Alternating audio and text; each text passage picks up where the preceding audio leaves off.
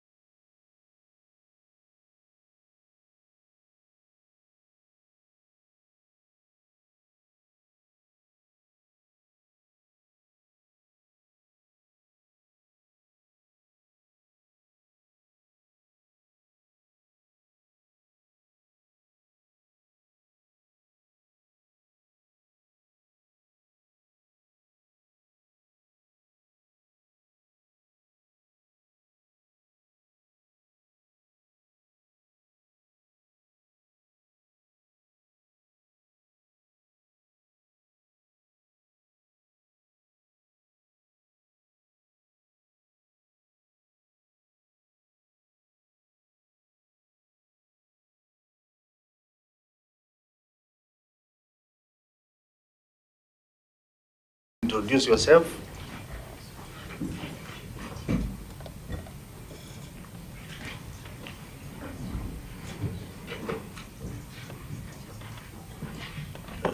Proceed. Thank you, Chair. As I said earlier, I am Gabriel Munyao, the chairperson. Chair, I'm David Masak Munyao, Vice Chair. Thank you, Chairman. My name is Honorable Paul Maluki, member of the committee. Through the Chair, my name is Honorable Jeremiah Mutua, a member of this committee.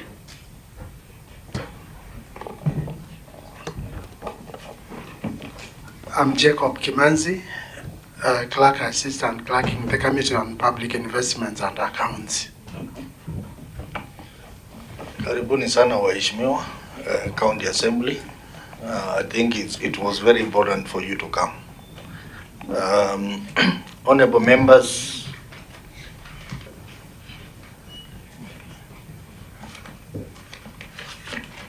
the meeting today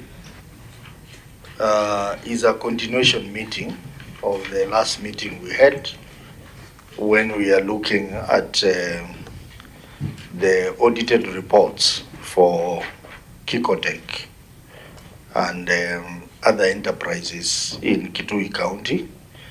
And because we had a lot of issues that was raised in Kikotech, And in the wisdom of the committee, we made a decision that we summon the former governor, Charity Ngilu, and all the officers who were involved in this project, including the board, so that they can shed light on some of the issues that the committee had concerns. And I'm happy that, Governor, you have appeared with your team as you were directed. The meeting was not essentially yours today, but you were to appear to accompany your former governor. I cannot see the key witness in this room today. I'm hoping that before we end the meeting, she will appear. The second issue, we also invited the EACC to come and shed light on this matter, and the EACC have come, and they have a report which they will be presenting to us. And then lastly, there are a few clarifications that we had requested the governor to come and clarify. This Kikotek, some information that, so because the key witness is not here, by the time we finish, we are about to if she doesn't appear, I'm going to make a further direction. Give us a brief on the clarification that members wanted. There were 4 issues. The first issue was information on the amount injected in Kitui County Textile Center by the county government of Kitui at the onset of the project. The second clarification was the transfers made by the county government of Kitui to Kitui County Textile Center for the financial years 2019-2020, 2020-2021, and 2021-2022. And thirdly, financial performance report of Kitui County Textile Center since inception to date, clearly indicating the profits and losses made. And lastly, the ownership status of the land occupied by Kitui County Textile Center. Those were the 4 clarifications. The governor did not have that information then, so we said that on this day he can come with this information. So, Governor, the floor is yours. Proceed. Thank you, Mr. Chairman. As you correctly indicated, when we appeared here last, that is the county government of Kitui, which I currently lead as governor, on 28th of August, the Senate requested that we come back on a date which you were to advise us, and you did advise us to come back, and in the last letter which you sent to us to appear, you requested us to respond or to provide information relating to the 4 issues which you have just enumerated. Number 1 being the amount of funds provided to the Kitui County Textile Center by the county government of Kitui at the start of the center. And we have submitted a report to you, Mr. Chairman, and other honorable senators in relation to that. And if I may just read the report you may be having as well, particularly for the benefit of those who don't have it, is during financial year 2018, 2019, 2018, 2020, the amount injected was 166,219,549 shillings. And in the year 2020, 2021, the amount injected was 2,388,540, and the total is 168,608,089. So that is our first response.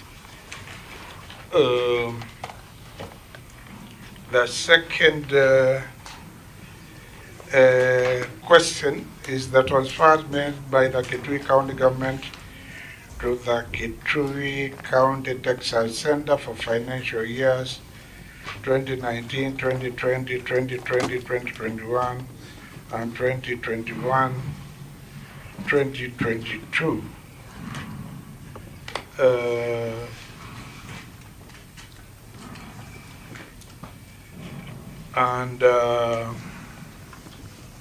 Since the operationalization of Kitui as a county corporation, no direct cash transfers were made by the county government of Kitui to the entity.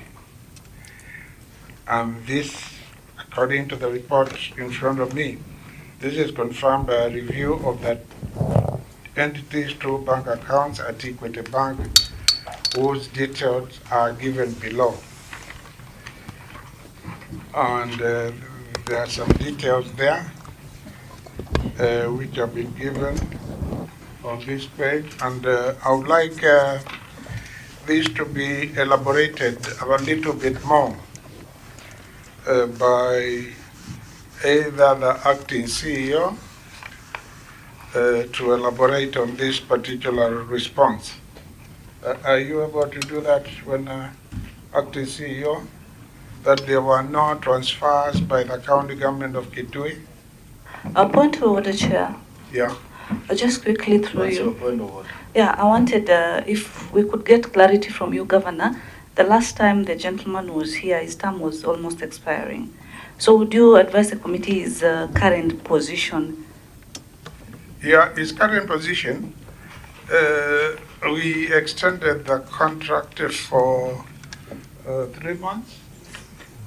We extended the contract for 3 months. Reason is because if he exited, the entity would have been left without an acting CEO and with nobody, because we had only him as acting CEO and another person acting head of HRM, and therefore it meant we just leave the place like that, yet you are to summon us here, and then we may not be able, perhaps, to respond to some of the issues. So we made that decision. The board did, actually. Okay, all As right. per good corporate governance, is All a right. board which may, but I'm aware of it. Okay. Okay, I think that's a valid explanation. You can proceed, CEO. Through the chair, I'm going to respond on what our His Excellency the Governor has said about the funds transfer from the county government to Kikotek.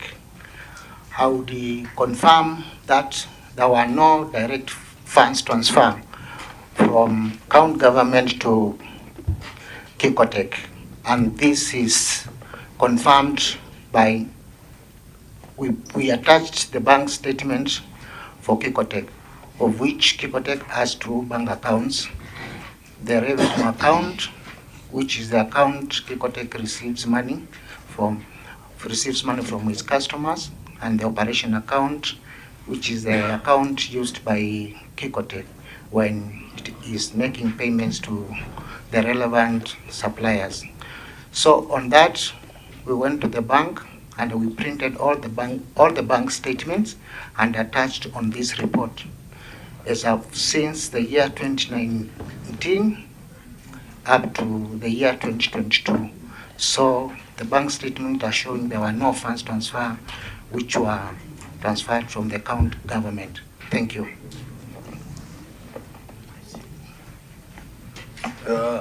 I think honorable members want to raise issues. I will not wait until we finish the 4 issues. Maybe the first 2 issues. Let's deal with them. We exhaust and then we go to the other 2 issues. The first issue and the second issue. But before I allow honorable members to come in, let me allow the auditor to make a comment on the response. Yes, Chair, thank you so much. I wish to confirm that this response has not been provided for audit verification, and therefore I may not be able to make much comment on it, Chair, because the auditors were not provided with an opportunity to verify the responses given. However, I can confirm that the financial statements as provided are what from the extracts that were audited by the Auditor General. Thank you, Chair. Okay. So, honorable members, let's start with the Senator. Chairman, just before the honorable members come in, that response, as some other attachments, which shows there were allocations, budgetary allocations to key cortex for the period 2017-2018 to 2021-2022. And the list is attached there, 2017-2018 through supplementary budget 3. They were allocated 100 million Kenya shillings.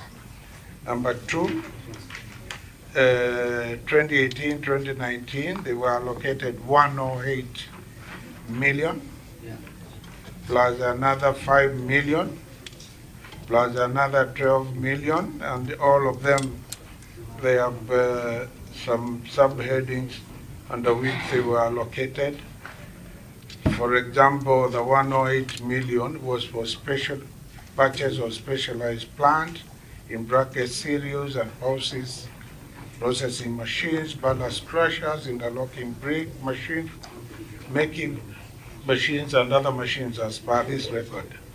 And then the 5 million is various training and on entrepreneurship development. Then the 12 million is contractual employees, that's how it's written. And then another 1 million for electricity, including bills for crusher and key cortex, as indicated here. And the other one is purchase of uniforms and clothing materials, some 53 million Kenya shillings. During financial year 2019-2020 through supplementary budget 2, they were allocated 55 million for a whole range of things, including what was referred to in the budget as other capital grants and transfers, mosquito net making machine, computerized face mask making machine, digital printer, screen printing machine, seal machines, and the list goes on that way. And then the same year, some 10 million, 500 was allocated, and it is shown it was for advertising, awareness and publicity campaigns and branding of county products, e.g. honey, ballast, Ecotex and hospital products, as per this record. And then the other one is various training on entrepreneurship development, 4.29 million. And then during FY 2020-2021, via supplementary budget 2, they were allocated 45,331,000 for purchase of specialized plant, equipment and machinery. And the total given there is 395 157,334. So that response, the way that query and the response should be taken jointly that way. So that is for issue number 1 and issue number 2. Yes. Okay, so we open the floor for honorable members. Maybe you can start with myself. Just a clarity on issue number 1, where you have said that the amount injected at the start of the center, 2018-2019 to 2019-2020, was 166 million. And then 2022 or 2020-2021 is 2.3 million. So in total, it comes to 168 million. But in your response to the second issue, you have stated that there was no direct cash transfer made by the county government of Kitui to the entity for the period 2019-2020 and 2020-2021 and 2021-2022. So I just want a clarity on those two issues. It's a bit confusing, because on this other one you say 168 million was made, but on this other one there is no cash transfer. So just clarify that. I will request the acting CEO to respond, but I would like to explain as follows. If you look at the first query, is the amount of funds provided to the Kitui County Textile. My understanding is this money actually was provided. How it was provided, you will need details from those who are there, how it was provided, because this is what the record is showing. Because on the other hand, and I quite agree that it would be confusing when you are told nothing went through the bank. Was it money spent on their behalf through the department? That's a question which we have asked, and maybe we'll get clarification when we are here. And then the other one, as I said, question number 2, which the acting CEO has partly helped in responding to, is there are no direct transfers. In other words, a transfer from the account of the county government to the account of Kikotex, particularly in the bank they were running at equity. Yet, as I read later, if you look at the budget of the county, in particular the supplementary budget, because all these other money amounting to 395 million was provided during supplementary budget. So how it was treated. And since we have everybody around the table other than the person who was governor then, I think we can all benefit from clarification of how all this was done. But we can start with maybe the acting CEO to shed a bit of light on that a little bit confusing issue. Before maybe members come in. Governor, I think you have explained. I don't know what the members feel. It looks like that's a substantial issue that should have been handled by the key witness. Post. And that is exactly what is shown on our financial statements, which were audited by the Office of the Auditor General. Thank you. You are opening another can of worms, because you are saying that liquid cash was not transferred, but buildings were constructed, equipment were provided without money being given to Kikotek. What are you telling this committee? You make us look bad. You make us look as people who don't know what. In a lot of trouble. Chair, thank you. You know, the governor was very careful in his statement. he said you can attempt to respond to. Because he knows the people who are supposed to answer that. The main witness is not here. So, gentlemen, if you are not able to respond to that, tell the committee I am not able. Don't try to take us in circles. We understand. Yes. Yeah, please. Sorry about that. You see, when you look at Annex 1, if you have Annex 1, there's a county government of Kitui allocations to Kikotech for the period 2017 to 2022. And you see in there all manner of things, all manner of things jumbled up, There is also some dollars crusher in there. Don't forget that the title is allocation to Kikotech. And I'm wondering whether Kikot is the one that procured the ballast crusher. You see there mango value addition machines, whether they are also part of Kikotech. Milk processing is part of that. Specialized plant, there are a lot of things jumbled up under Kikotech. And then the amount, Chair, if you are keen, the total amount is 395 million. So then you ask yourself, so now, 395, is it additional to 168 million? Or is 168 million part of the 395? What is this? Because the amount there, when you go down, the amount there is 395 million Kenya shillings. The amount is closed, which on record again cannot be traced through the banks, is 168 million.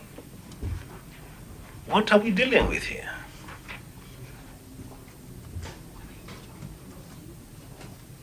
Yes, proceed, CEO.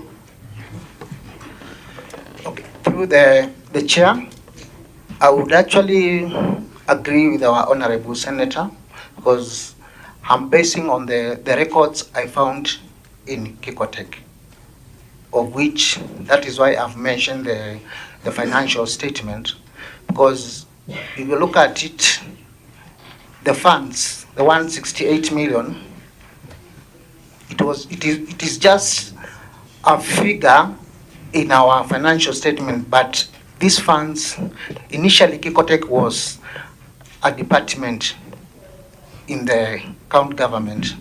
So that is where the 168 million was injected from. So I would say from where? Finish your English. From the Ministry of Trade. Which county? Kitui County. So the monies came from the county? Yes. Through the former governor, Charity Ngilo? Yes. Wacha kutapatapa na maneno, complete your sentences. I'm very keen with English and Swahili. Proceed. So basically that is what I would say. The 168 million, I don't have the true facts of the amount injected, but according to the records which I found in Kikotech, it was showing the 168 million was the money which was injected in Kikotech in form of machinery, building, and construction. But I'm not 100% sure about it. Chair. Are you still saying that the money went through your bank transactions? No, sir. Where did you get the money? How did you get the 168 from the county? Pesa ilitoka aje katika kaunti ya Kitui ikaingia katika hii kampuni ya Kikotech? I'm saying the purchase of the machinery, the construction of the buildings was being initiated at the Ministry of Trade when Kikotech was a department in the Ministry of Trade. So what we received in Kikotech was a summary, was in form of a report showing 168 million was injected in Kikotech to purchase those machines. Okay, Chair, on the same floor, do you have the former CC trade? CCO. I don't know whether they're here, but we have your Honorable members. With your permission, Yeah. Chair. Since the board, which was there then, is here, since those who are chief officers then in finance are here, perhaps they should also help in throwing some light. We are coming to them, Governor. Okay, fine. Let us deal with this guy, kidogo too, but we are coming to them. Quickly, Chair, I wanted through you, quickly, on the same, the Chair has asked you a simple question. How did then the 2 million, how was it added? How did these more funds come? According to what you're trying to tell the committee, according to you, don't know where money came from, but you just know the equipment, machinery, raw materials were just there.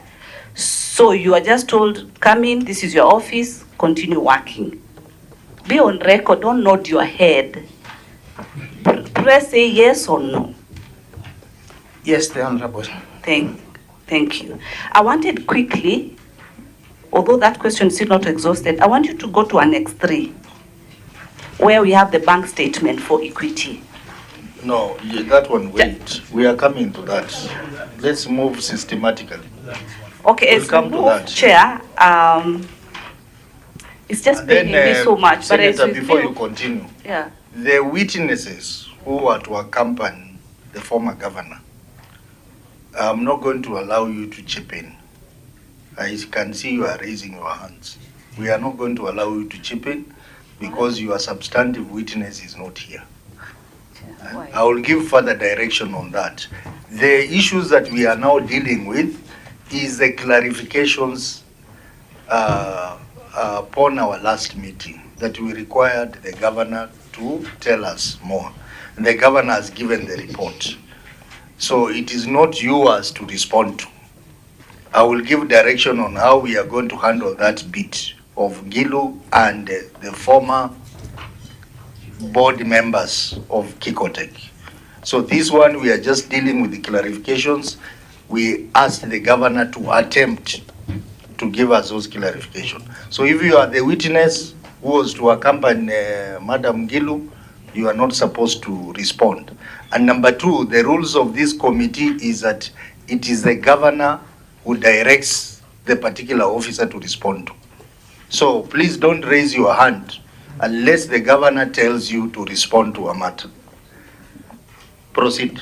Okay, well noted, Chair, but I think we can internally analyze that decision because these key witnesses play a very key role. Because I'm thinking and I'm foreseeing your future, your later decision of the main witness, whereby you might issue summons of arrest. And since the other witnesses are here before this committee, it will be fair and prudent because all of them have appeared to be able to shed light. Back on the same question, Senator Wambua talked about the 395. This is information that it is not from Senate. It is information from the county. Are you in a position to explain the additional top-up of the 395 less 168? They're over 200 million. That is in your Annex 2, which talks about still purchase of equipments which have no names. CEO, through the governor. No, madam. Okay. No, is not in a position to explain hiyo pesa ya juu ya milioni zaidi ya 200 from the 395 million, from 168 less 395. He's not able to explain how these funds in form of the assets found themselves to Kikotech. Kwa hivyo wewe ulikuwa unaletewa tu machines na raw materials. Unaendelea kufanya kazi. Through the chair, what happened when I joined Kikotech? Which year? In September 2021. Correct. Basing on the financial statements which were previously prepared, the records were showing 168 million was injected to Kikotech in form of assets. So basically, my argument is based on that report which I found in Kikotech when I joined it. Chair, allow me to help this man. Peter. Yeah, maybe before you come in, Senior Senator, the legal officer has an issue to raise. Please proceed. Through the chair, maybe we can just make a clarification. When the summons were issued, we issued to each of the former board members, as well as the former governor. So I believe, and in the wordings of the summons, each of the board members were invited or summoned to appear before the committee and give their evidence in relation to the Auditor General reports that the committee is currently considered. Maybe that may be considered as you consider your ruling. So you are advising that the witnesses who are here can respond to the issues members are raising individually. Yes, in the context of the summons that each of them received, they were summoned to appear to respond to issues arising from the Auditor General reports, which the committees can, yes, each of them was invited, summoned to give that evidence. Chair, just to echo the legal team, the gentleman acting CEO claims he came to office in 2021. So this other ulabalu that we are, this other shenanigans, according to him, he's not familiar. So the best people who can be able to assist this committee are the board members who are seated there, the former chairperson, and any other CC who was a member of CC at that particular time. Very well. We have a gentleman called Ben Jackson, who was the CEO. Who is Ben Jackson? Exactly. Now that is the man to tell us where the 168. So now come and take this seat here. Kuja ukae karibu kwa hiyo kiti yake.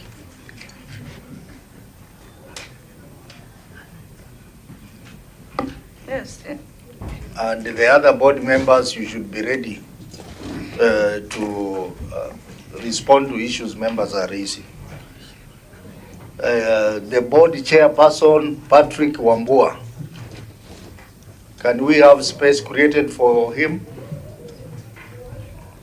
Can we have space created for him on this side?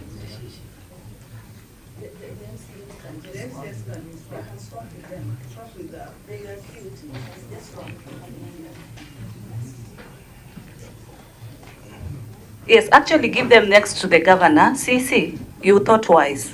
You know, ladies are good in leadership. Wacha wakae hapo karibu na governor. Just swap with them. One of the honorable members can swap with the chair. Yes. One of the honorable members, just swap, please. So the chair, come here.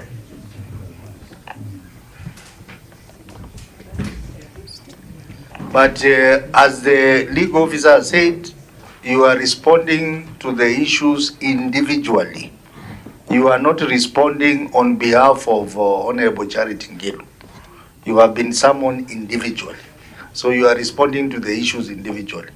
So, honorable members, gentleman Ben, I hope you heard the questions we raised, the questions Senator Wambua raised, and the question I've raised, and the question members have raised. Can you tell us about this 168 million shillings?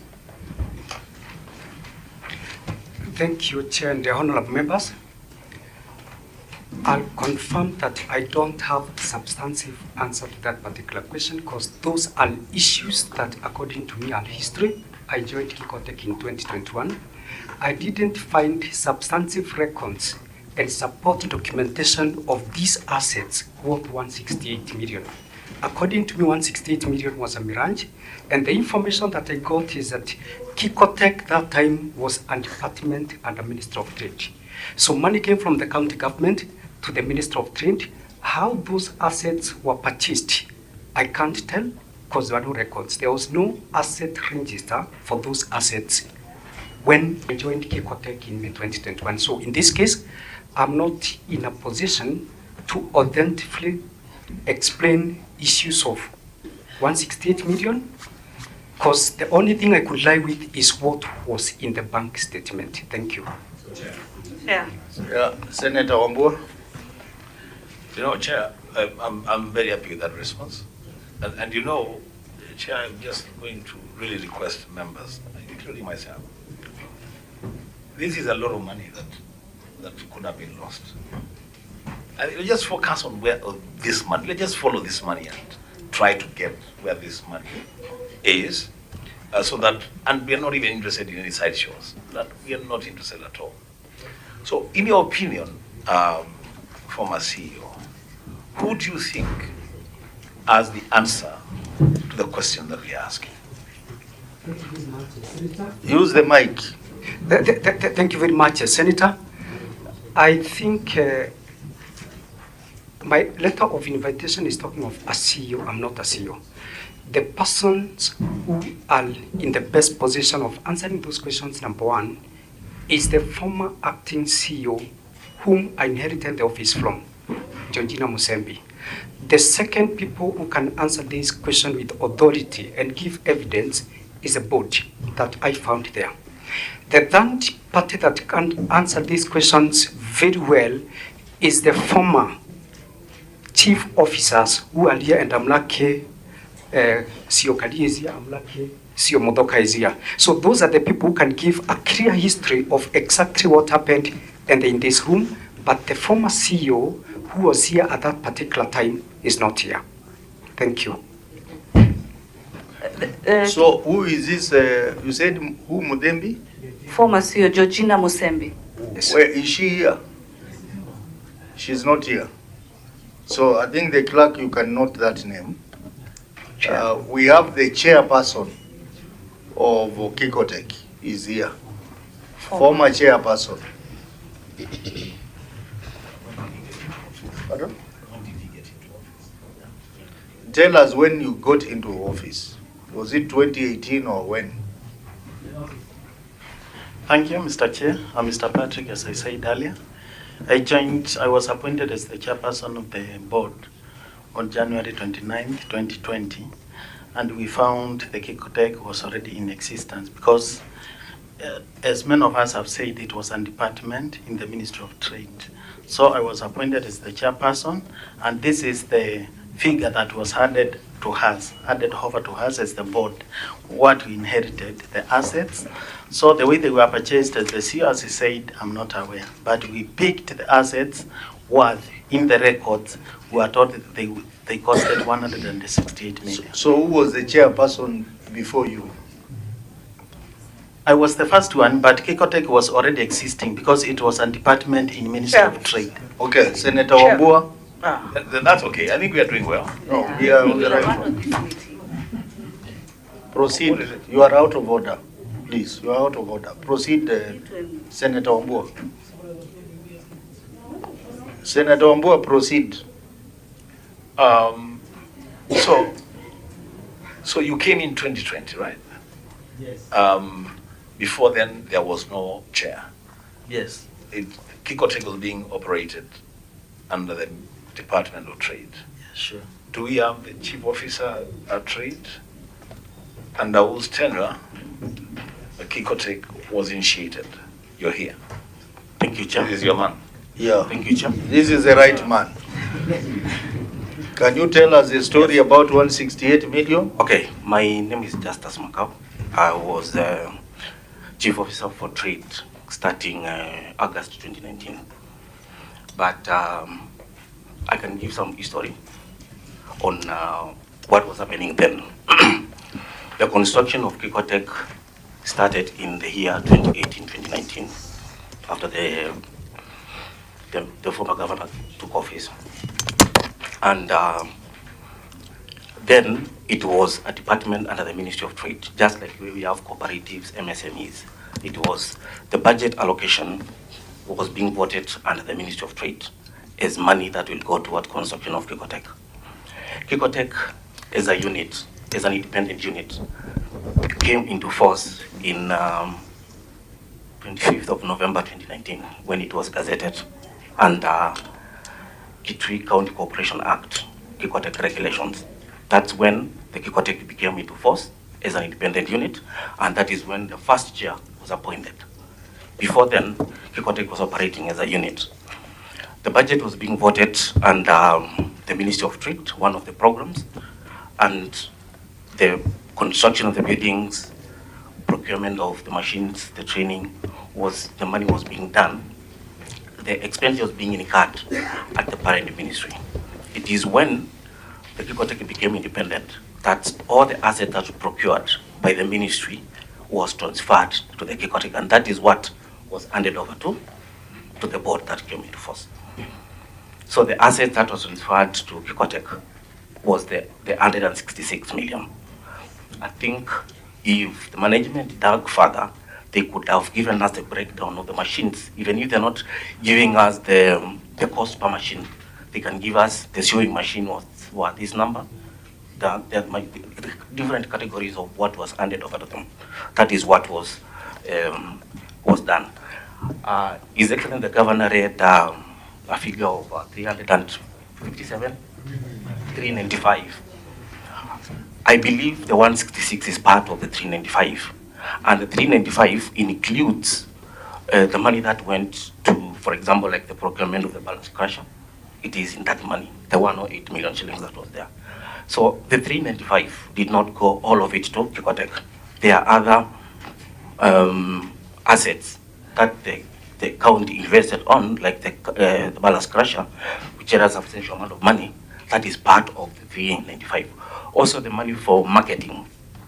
The marketing was done for all the county corporations that were formed then, Kikotech being part of it. So we cannot conclusively say all the 395 went to Kikotech. Thank you, Chair. Questions are coming. Yeah. Let's start with Senator Mutinda. Now we have gotten the right person to respond. Yeah, thank you, Chair. Remind me your name, gentleman. My name is Justus Macau. Justus Macau. Yeah. While you were the former CC Trade Chief of Staff, Chief Officer. Chief Officer. Yeah. There was one Georgina Musembi at that time. Yes. Who appointed Georgina Musembi?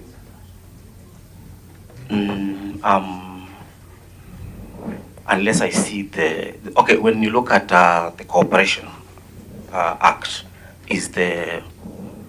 I'm not sure about whether it was. You were the former CEO. I didn't appoint her.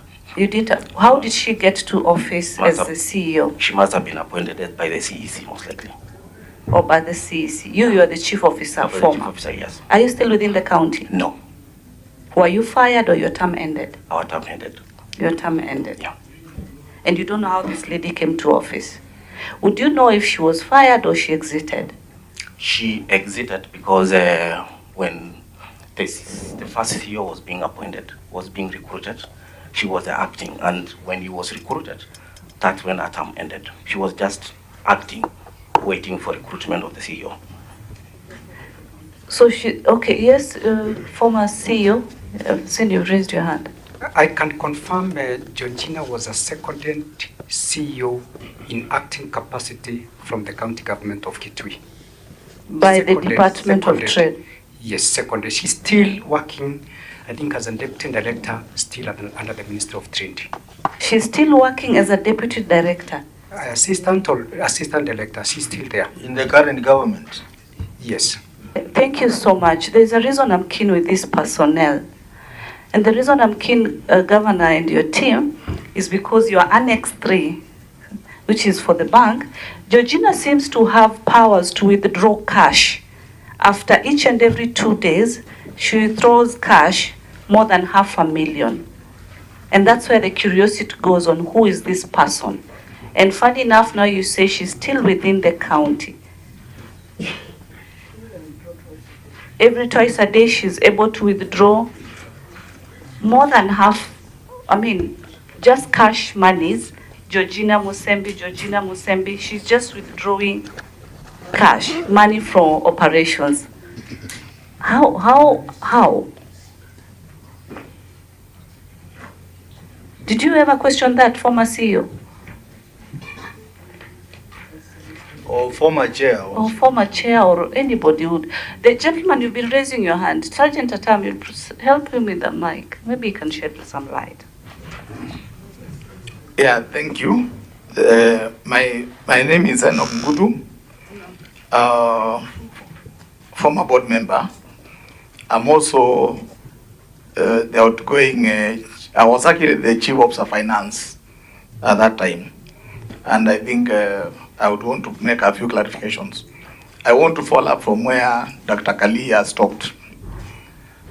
The budget that has been, and it's also good that we note that Dr. Kali was also the chief officer, budgeting and economic planning. I hope you'll be given time again to speak to the budget that has been attached as part of the responses from the government. But I'm quite aware of the contents of that budget. The budget that has been read, and it has caused a bit of confusion, and I understand really why that confusion is arising. The budget does not belong to Kikotek. That budget, if you look at it, it's budget for Ministry of Trade, Cooperatives and Investments. And this is where Kikotek is hosted. And the figure that have been read by Honorable Governor Malombe, for 2018-2019, Kikotek did not exist as an entity. The document that created Kikotek, the instruments, the Kitui County Corporation Act, was passed, if my memory serves me right, on 27th of November 2019. The board, which is sitting before you, honorable members, was regulated on 29th of January 2020. So the board and the acting CEO are right when they mentioned that the assets that they found at Kikotek, they found them, they may not know where they came from. The big figure of 67 million that has been mentioned under wrongly under Kikotek is a budget that was approved by the County Assembly for the Ministry of Trade, Investment and Cooperatives. Kikotek was just one of the many programs that benefited from that budget. It is true that the same budget funded crusher, marketing of the county, of other county entities, and a few other things that were basically outside the Kikotek. So the issue of autonomy of Kikotek is that Kikotek could not spend when it did not exist, but it was a program that outgrew the capacity of the ministry. Then they found the assembly and the county government, in their wisdom, decided to convert this program into an entity. Without having the benefit of the document that support the withdrawals by Georgina Musembi, I think it's also important we appreciate how Kikotek was running. I'm not trying to explain the withdrawals, the quick withdrawals of $500,000 million or the amount that have been mentioned, because I haven't looked at the vouchers. But generally, it's good that we appreciate that Kikotek is run, for that time was run by Cashos, and Cashos will be paid weekly. So once we get the benefit of looking at the vouchers, probably we'll be able to see whether there is any correlation between the amount that are being, the support document for the amount that were being withdrawn. Point of order. Yeah, what's your point of order? Who is taking us again, responding to questions that have not been put to him. So why can't we just stick to our questions? We will get stick to there. the question. Okay. We will get there. And before we get there,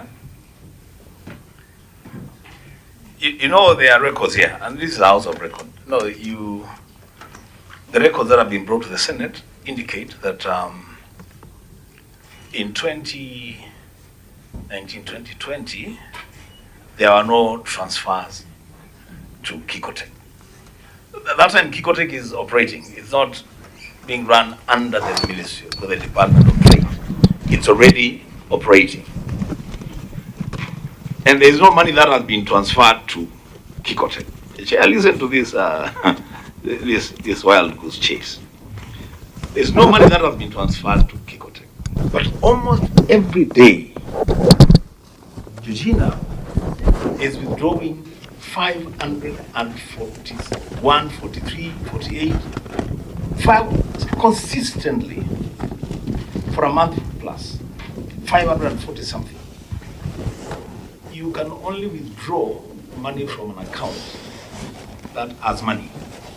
So where has this money come from? Where has the money come from that Regina is withdrawing all the time, 500 plus, 500,000 shillings plus? And yet on record, no cash transfers to Kikotech. Where is the money being withdrawn? Where has it come from? Thank you, Chair, and thank you, my senator, for that question. I'll start by responding to the funding of Kikotech pre-inception of Kikotech. When you look at the response that have come from Honorable Governor Malombe for 2018 and 2019 financial year and 2019-2020 financial year, I just hope that that figure would have been split into the right financial years, so that you can be able to look at each year what figures you're talking about. Having said that, though, you realize for 2019-2020 financial year, that year has two bits. The first bit is the first 7 months pre-inception of Kikotech, and the other bit is the final 5 months to make up 1 year from the inauguration of Kikotech by the board. With the inauguration of the board. So the figure that would have been spent up to February of 2022 would automatically come from the approved county budget, which is sitting in the ministry. And I think then, because the Kikotech now has got its own life, when those ones are coming. For anybody in the team of the governor to testify on behalf of another person, or whether that there will be need for that testimony to, I mean, I know it's clarification, but whatever the gentleman was sharing was akin to testimonial, if I get it right. But perhaps you can guide. Do not appear to be defending a potential witness who is not here. And Senator Enoch had directed you. Please respond to the specific question you have asked. Don't meander around. Proceed. Thank you, Chair. As you ruled, let me try to be specific to what our good senator has asked and seeks clarification. When you look at the statements for Kikotech, there are two statements. There is one for operations account and there is one for revenue account. It's Annex 3. Annex 3 is operations account, page 1 up to page 3. Okay? And then after that, it's a revenue account, page 1 to page 5. When you look at these dates, the account was opened immediately after Kikotech was constituted through a gazette notice, the regulations, Kitui County Corporations Act. When was the account opened? It was March, because I can see the first transaction here was 7th of March, 2020. 2020? Yes, and this was, 7th of March. because in the operations account, that is when the charge for checkbook went through. The checkbook was issued immediately the account was opened. Let's walk slowly. Yeah. Because I said you are our man. You know, you're the man that we need to interrogate. So, do you still maintain the position that in the year 2019-2020, there are no transfers to Kikotek from the county government of Kitui? A big yes. Now, then explain the transfer of the cash deposit from Kitui of 543,000 and another 543,000. Which annex? Annex. The operations account? Page 1, yes, operations account. On the 7th of March, there are two deposits there of 543 and another 543. No. That's transaction reference, 5434502. That's the transaction reference number. Okay. The amount that was deposited was 11,100 shillings. That's transaction deposit. So 11,000. Yes. This to me is a payment which was done by a client who came to buy items from Kikotek. I'm asking you, what is the name again? Justice. Relax. I am. Is 11,000 shillings money? It is money. Is it money that on record has been captured by the bank as being deposited to a Kikotek account from Kitui? From the record I have, yes, it is money deposited, cash deposit from Kitui. Kitui doesn't mean it's Kitui government. Yes, it's okay. not Kitui That's government. okay, just clarification. Yes. I'm telling you, relax. Don't relax. You know? Don't be in a defensive mode. We're just trying to clarify. See where money got lost, because some money got lost. Yeah. So you're saying you still hold the position that in the year 2019-2020, no single cent was deposited to Kikotek from the county government of Kitui. There is no single cent that was deposited because the account was opened in March 2020. Okay. On the same note, question by Senator Enoch, what is TRF? What were these transfers from TRF? I don't know what TRF means. Yeah. They are big transaction. There was a transfer from TRF to Kikotek of 2 million shillings in May. May this. Then there was another transfer from TRF to Kikotek of 2 million. That was in 14th of May. And then there was a transfer of 10 million on 16th of 10 million. And then we had another transfer from TRF on the 25th of May of 8 million. So who is this TRF? Okay, to me, I think it's transfer. From where? When you read that transaction in the, let me take you for example like the 10,500,000 shillings, 10.5. It is RTGS remission, I think. From the entity that transferred is Eastern and Southern, it's not clear. When you go down there, it is RTGS, RMT, the judiciary. Kikotek had worked had an order from judiciary. This is a payment that came from judiciary. So all these credits you're seeing here, they are payments. Some of them, customers, they're just local suppliers. They come and order, they go and deposit direct to the Kikotek account. But the big figures are money that are being transferred from institutions that had given Kikotek orders. Just a clarity, Chair, through you, they had two accounts. This one for revenue is where they make sales, so they receive money. Yes. True or false? True. After they have made that sale, then they have that operation account for expenditures, and then you transfer to that operation account so that you can make your expenditures to the suppliers. That is why we have the TRF in banking means transfer. So that's why we have TRF now to the operation account of 10 million, of 2 million, of 8 million. Yes. And that is why there's the bigger query of the one Mutembei, Georgina, Now, in her case, she was withdrawing cash. True or false, CEO, Chief Officer? Yes. She withdrew cash. And at this platform is where the board should also be telling us, the chair of that former board, how you gave her authority as the CEO, because you are the top body. How you authorized cash withdrawals by one Georgina.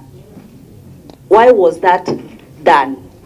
And it was not just Georgina. We had someone else called Faith Muna, who was also withdrawing cash. Who is Faith Muna?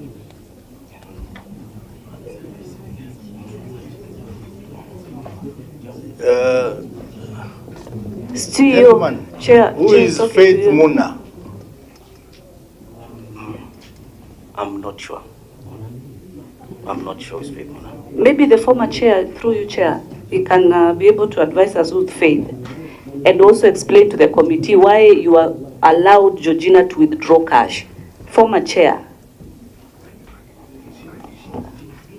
Okay, Mr. Patrick, the former chair. I cannot remember someone by the name Faith Mona.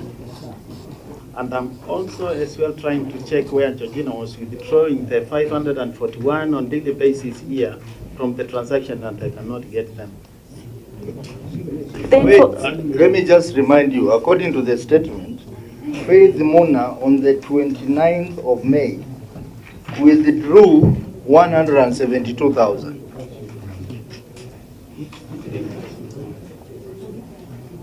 Or maybe he was given a check to go and withdraw cash, 172,000. And then again, there were other cash withdrawals. Besides Mutembei, there were other cash withdrawals which were withdrawn.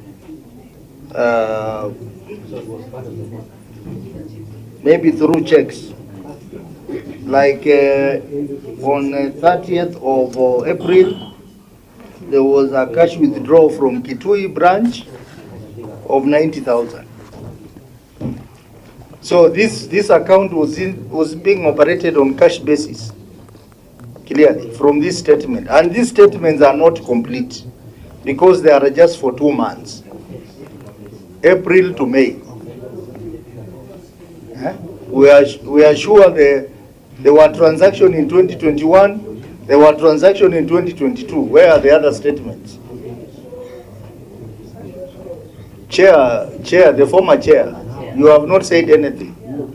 Okay, I've said the mandatory signatories for the account was the CEO of the Kekotech and one of the staff of executive in the Ministry of Trade. But surely, Chair, what was the function of the board? Because the board, you receive financial reports from the CEO. Yes, when you sit in the board. Were you not questioning these transactions? Okay, we were questioning them, the chair, through the finance committee. We worked through the committees. Where is the evidence? Where is the evidence that you issued? You required the CEO to explain. Have you brought the evidence that you, in your meetings, is there any evidence, minutes, indicating that you indicated concerns about how the money was being managed? We have all the meetings since we started our board meeting since 2020. Can you provide those minutes to this committee? Yes, we have all the minutes. But some of the transactions that are withdrawn here, maybe they are not approved in the minutes. They are not because the board... No, I think the chair, you should reframe your question like this because we are on the same page. Bwana chair, tunauliza, ulijua ya kwamba Georgina ana withdraw pesa, cash, kutoka kwa benki? Wewe kama chair wa hiyo board, ulijua Georgina anatoa pesa kama CEO? Yes, we knew. Kwa hivyo wewe ulimruhusu atoe cash?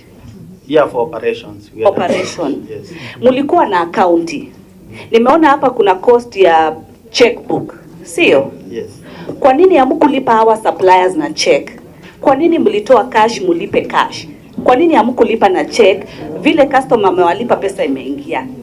alafu mnapeleka kwa operation. Hii operation ya account ya expenditure ilikuwa na checkbook. Kwa nini nyinyi kama board hamkuhakikisha checks zimesainiwa vizuri zikiwa na attached expenditure that has been approved? Okay, that is exactly what we are doing. We used to approve all the money through the checks that were being paid to the suppliers. The cash that were being withdrawn was for the operations in the offices, of which I think it's not much. It is, so $500,000 to you is not much, eh? What? $500,000 is not much. It's petty cash, it's too small. Chair.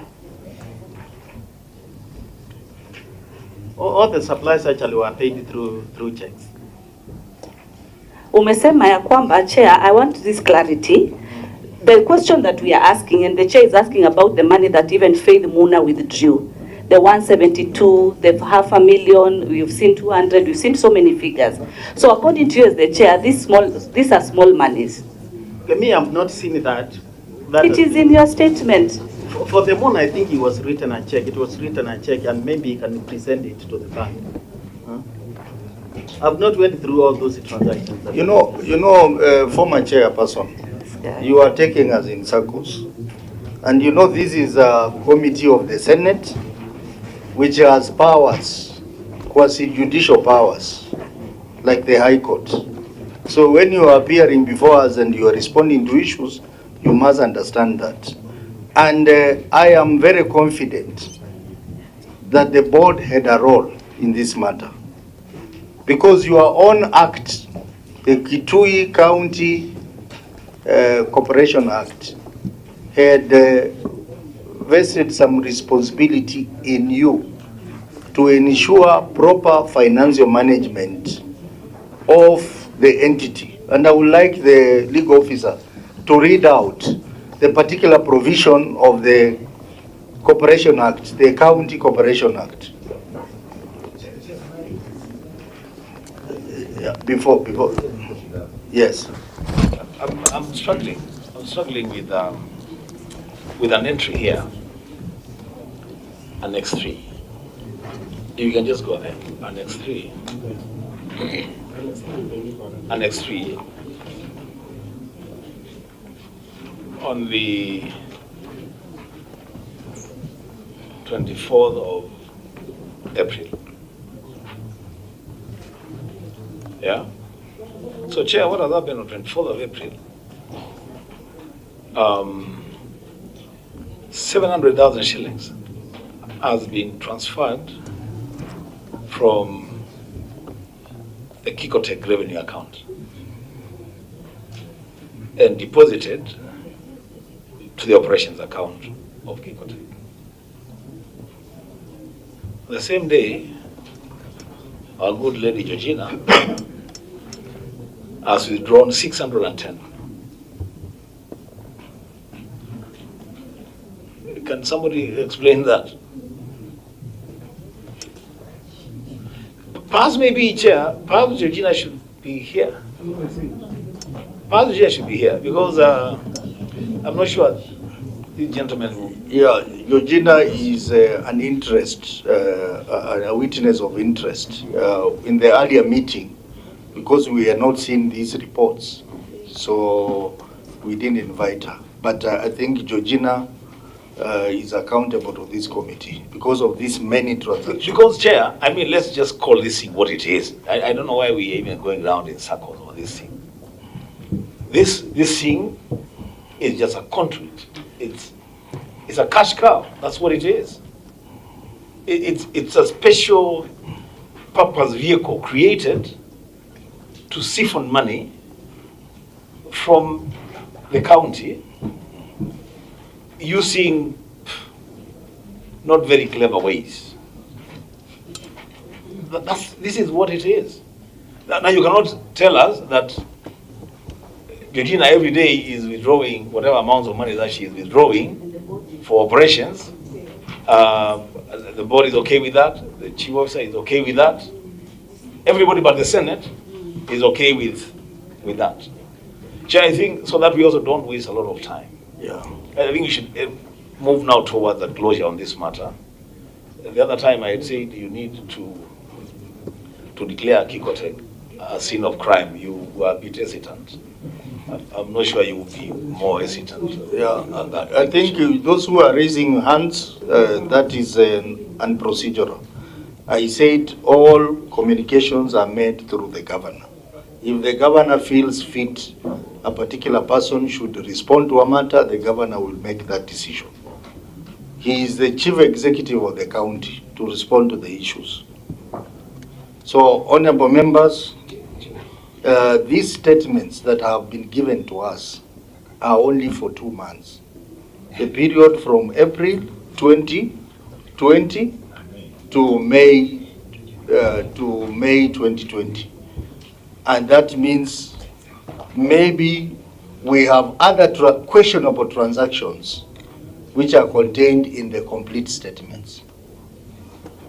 So I would direct right away that Governor, you when you go back, you provide the complete statements from when the account was opened to the current date, so that the members can see the magnitude of the problem, because this is just for 2 months.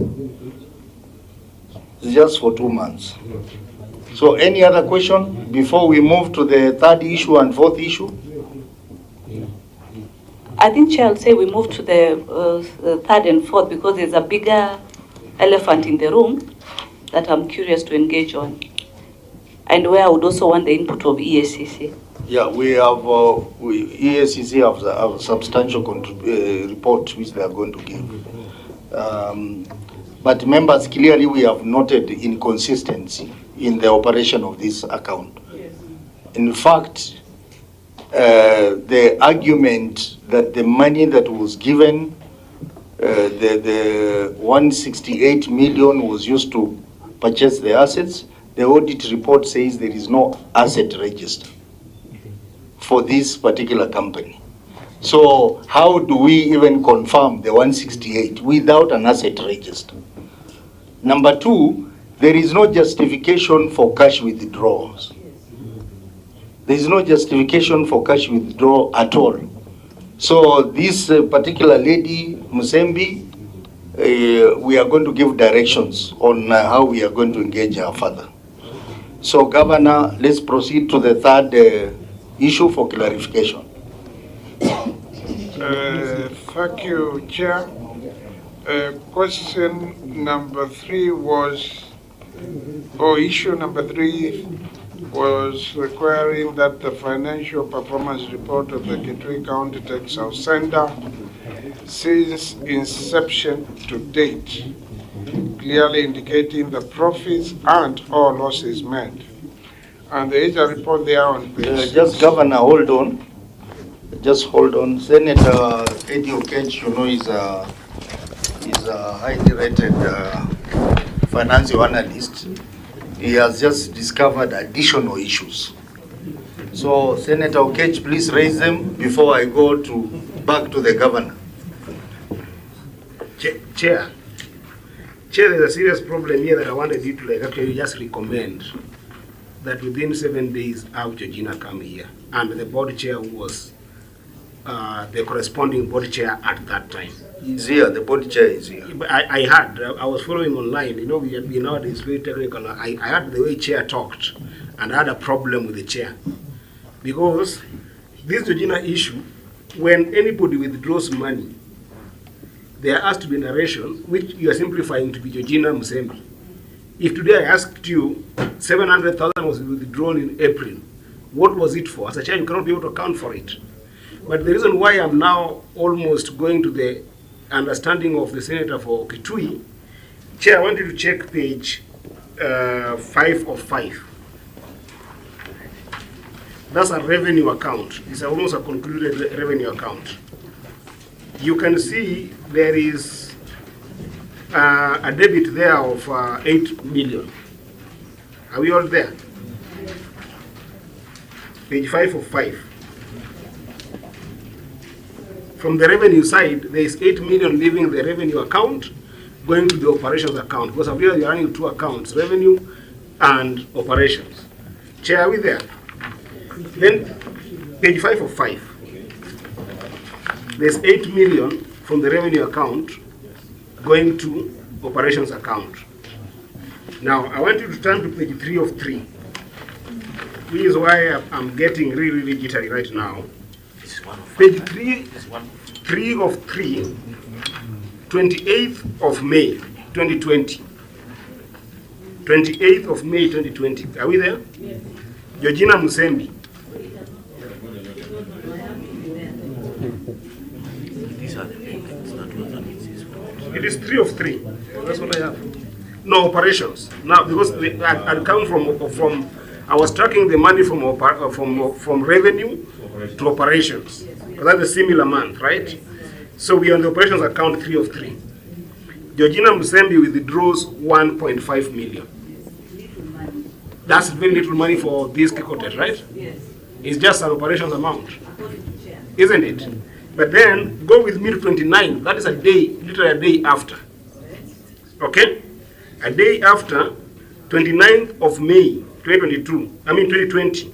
The same Georgina Musembi withdraws 644,000. Very, very small pocket change, corresponding to the money that has come from revenue account. Chair, why is that not? I think under Article 125 of the Constitution, the Georgina Musembi must come and explain for us these accounts. And I would further ask that we get the entire corresponding accounts, not for only these 2 months, but for the entire financial years that Georgina Musembi was the acting CEO, the CEO of this company. Because there is interesting that's happening here that we must get corresponding,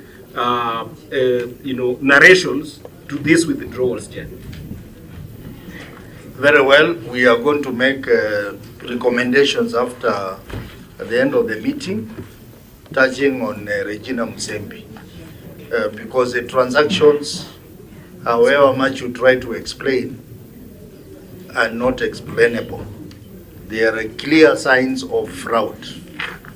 So we will have her to appear before us.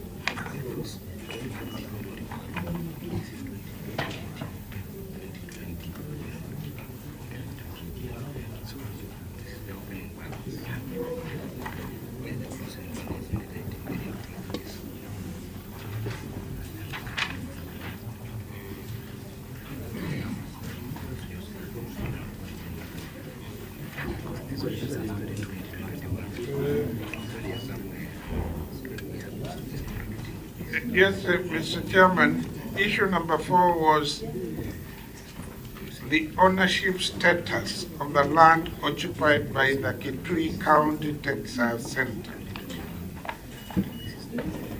Ecotex occupies approximately 1.2 hectares of land, being a portion of LR Jangwidia/Kaveta 994 and LR Jangwidia/Kaveta 174.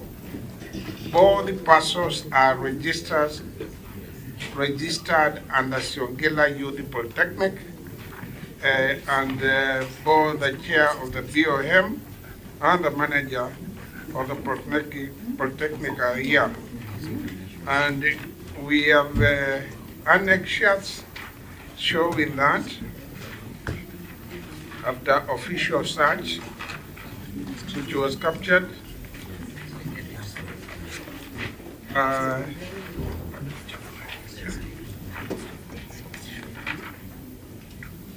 yeah, so that is the ownership of the land as per our record.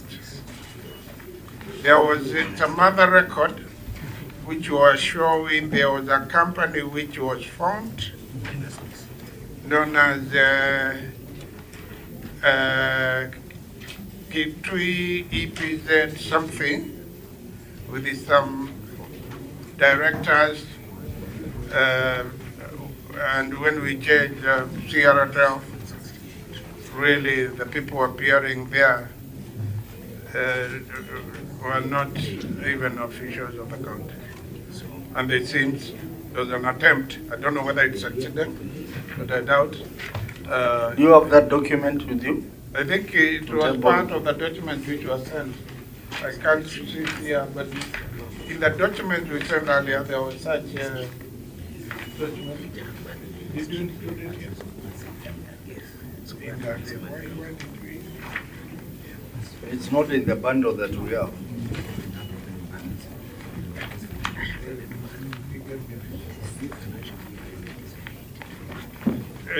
Chair, you recall you requested us to send you all the documents we have relating to key contexts. Yes. Kiangwivia Kaveta 174 and 994 was to be gazetted as a EPZ. And at the time, there was indication of transfer of the land to Kitui EPZ Limited. Chair, I can stop there. The management of Siongila, the what was going on by then. Thank you. So, honorable members, we have now two issues to look at. Issue number 3, which is on the financial performance. So now this ties into my question on the assets. These assets that you have stated in your financial to 249 million. In the third year, the assets reduced to 202 million. Fourth year, the assets grew slightly to 204 million. And the last year, the assets further reduced to 200 million. Did these assets include the land on which Kikotek stands?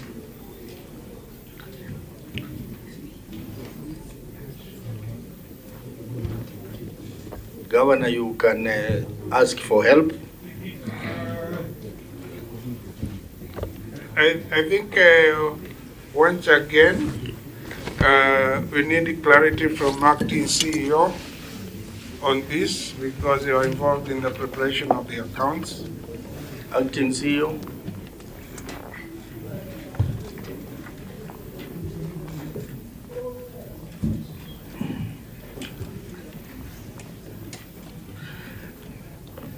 Okay, through our honorable chair and our Excellency, our Governor, the assets shown on the analysis does not include the value of the land. Thank you. Chair, can I write on your question on the same? Proceed. So if he says that the asset, the figures, do not include the value of the land, then how are these assets now amounting to over 200 million, yet you've claimed from the initial that they were 168? Where do you get the additional figures? Okay, thank you so much, Honorable Senator. The figure increased from 168 to 200, yeah? Because when Kikotek made a loss of 90 million, there was an element of a deferred tax, which is treated like a deferred tax asset. So basically, it is normally added to our current assets. So that is why you could be able to see the value of the assets increased. Eddie? Do you have valuation report of any form with regards to these assets? Through the chair, no. So what are you basing these values on? Through the chair, as I stated earlier, when I joined Kikotek, we found that the list of assets which were amounting to 168 million, of which we could not state the makeup of those assets because there were no records supporting the 168 million. Sorry, what's your name? I just want to have a good conversation. Moy, isn't it? Yoma, Peter Yoma. Yoma? Yes. And you are? In the what is your title in the company? I'm the acting CEO. Currently? Yes. The 168 that you're talking about was not the value of assets. I've read the reports and I was listening to you presenting. The 168 that you talk about, which actually is found, I think, in page 4, okay, is the amount that the county injected over a period of 3 years. Yes. Is that okay? Yes. And it is presumptuous that that amount was spent on assets. As far as I'm concerned up to now, there is no presentation to this committee that that amount was spent on assets. Yes. So you're working on assumption that 168 was spent on assets. Exactly. But you don't have evidence to that at 5. Exactly. So I'm asking you, when you look at your asset values that you've given here, the 238 million, the 249 million, the 202 million, okay? Put also in mind that you had responded to the question of unsupported plant and equipment. You had put your own response that on your asset, you're just doing estimations. So even those estimations, what are these values based on? As the evaluation that has been done on these assets, do you have any evaluation reports? No. What did you use to estimate the value of these reports, of these assets? Okay, through the chair. We do not use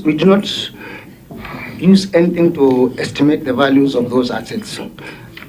What we found the analysis of those assets amounting to 168, and basing on the list of, basing on the values we found.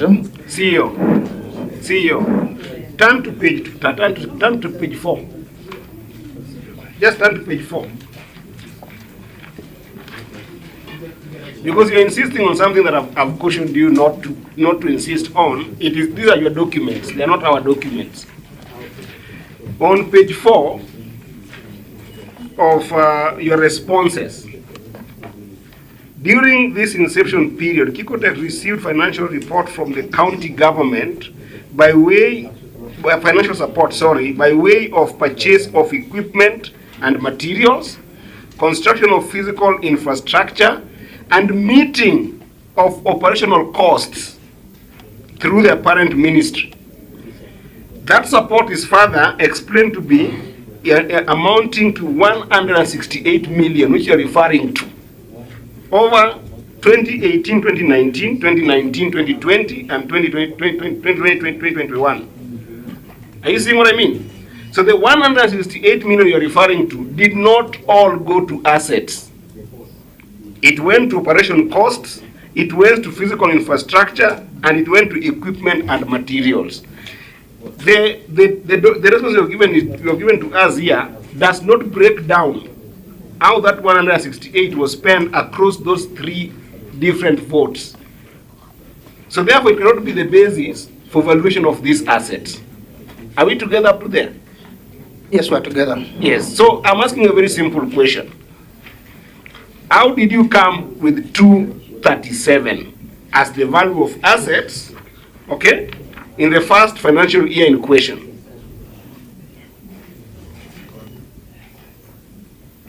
How was that value arrived at? Through the chair. I think I would say, I would say in this value for 238. 238 million, yes? Yes. Mm-hmm. And I think I need to apologize because the value of the land is indicated on the assets, which is making it to 238. And what is the value of the land? What is the value of the land?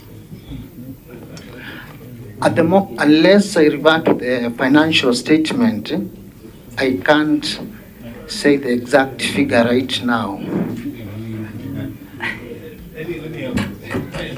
Chair, allow me to help Eddie. Senator Eddie. And Governor, you know, we also have the former CEO. Is the former CEO here? The former CEO is here. You should be responding to helping your... Then this meeting has just started.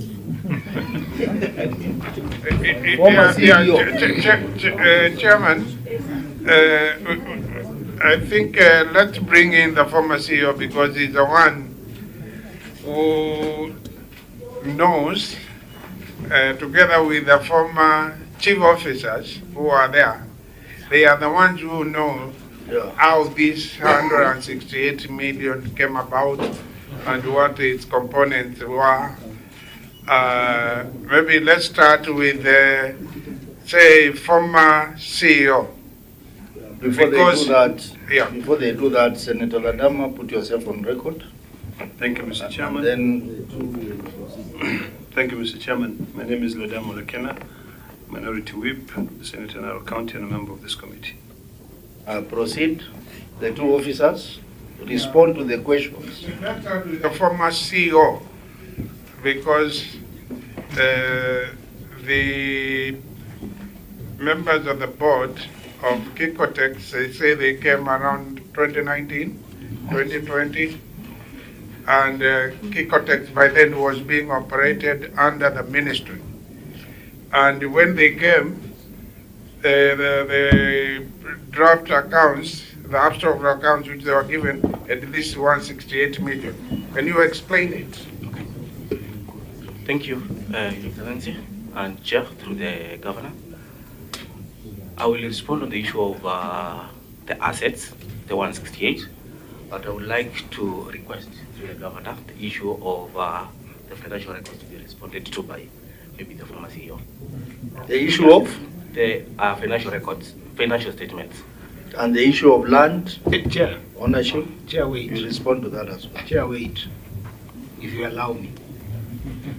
What's your name, gentleman? My name is Justus Macau. Justus? Yes. When was Kikotex started?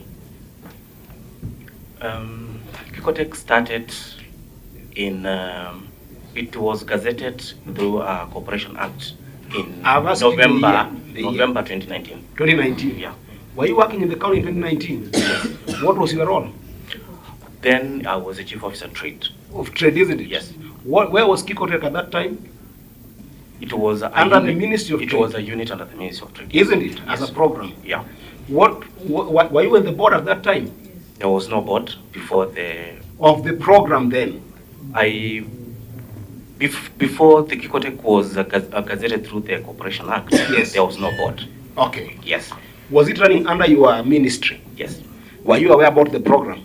Yes. So why do you want somebody else to answer before you? I think you didn't get me right. You were the chief officer of trade at that time. Trade, yes. Okay? Yes. Therefore, you're the chief accounting officer for that program. Yes. True or false? That's under right. under PFM Act 149, you are the accounting officer. Yeah. Okay? So you are the person I wanted to answer this question. Because at that time, it was not a corporation under 182 and 184 of the PFM Act. It was a program. Are you getting me? I get yours. You are the one who has said that at that time it was not, there was no CEO, there was no board, it was a program. So you are then the accounting officer. So for that year, you must help us understand what was happening at Kikotex. And just to add to that, Senator Eddie, Chief Officer, members, I think we need to listen. Wait. Kindly. We're out of order. Please wait. Members, I think we need to maintain the flow. A question had been asked to the two to respond to. Let them deal with that, and then they will respond to Eddie, and then I will come to you.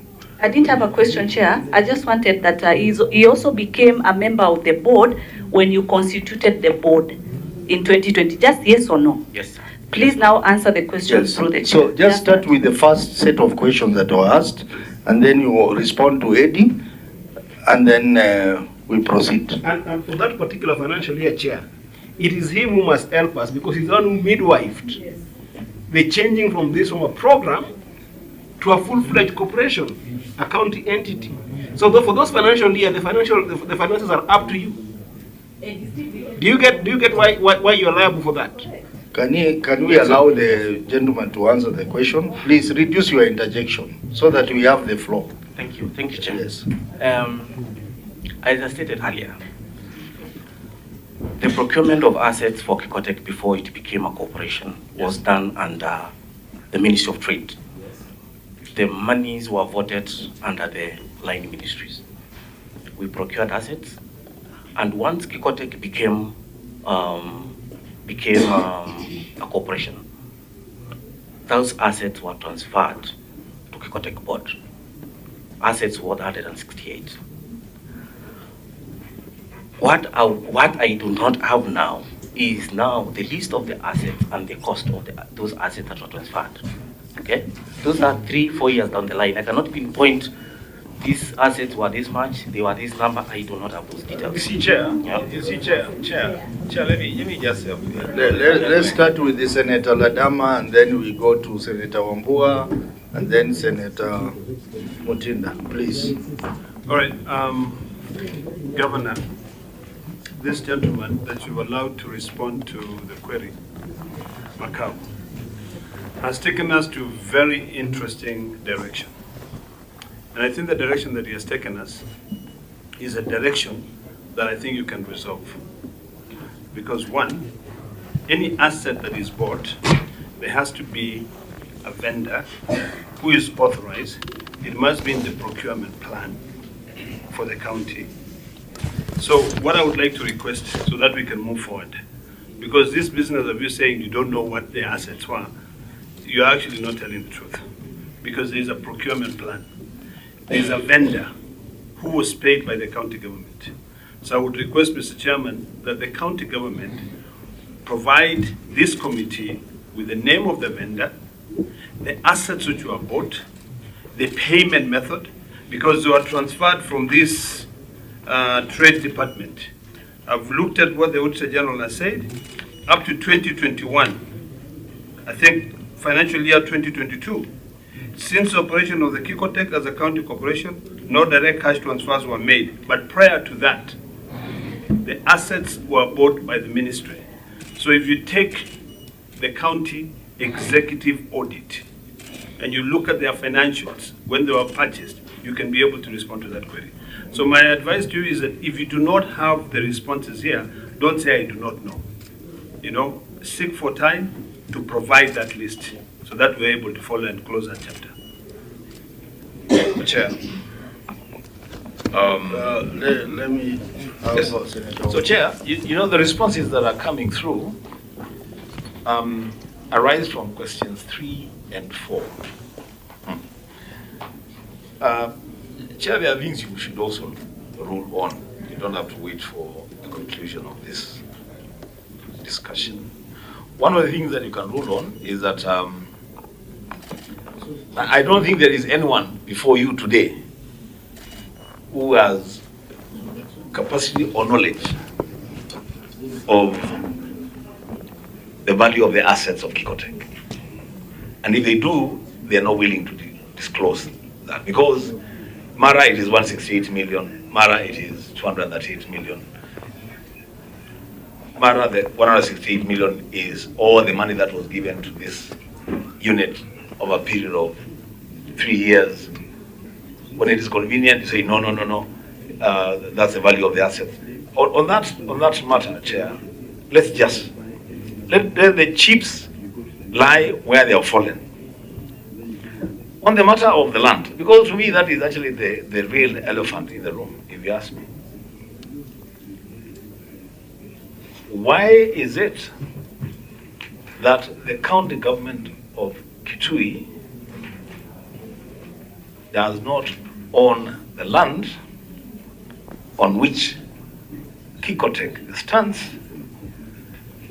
for a project that, in their own testimony, hundreds of millions of shillings has been pumped into? Yeah, when I did business studies many years ago, my teacher told me, and I trust him,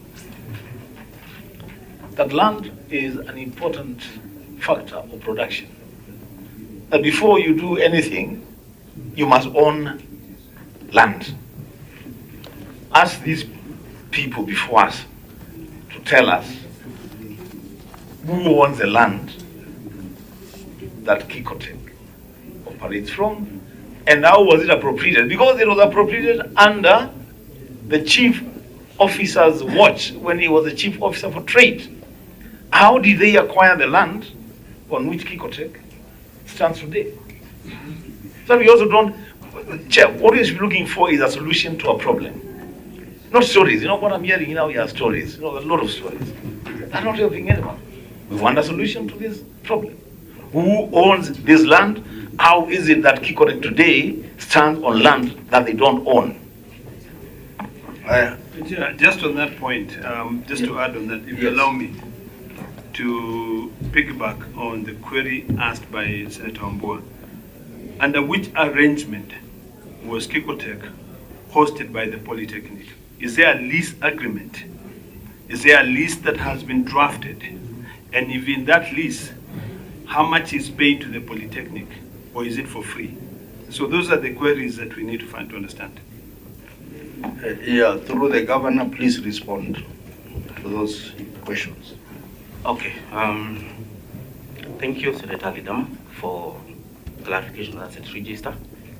I believe the asset register that was provided to the Auditor General during 2018-2019 financial year should have included, because that was done sometimes in September towards December 2019, should have some of the assets that were under Kikotech before they were transferred to, that were under the Ministry For your information, that is one of the audit queries.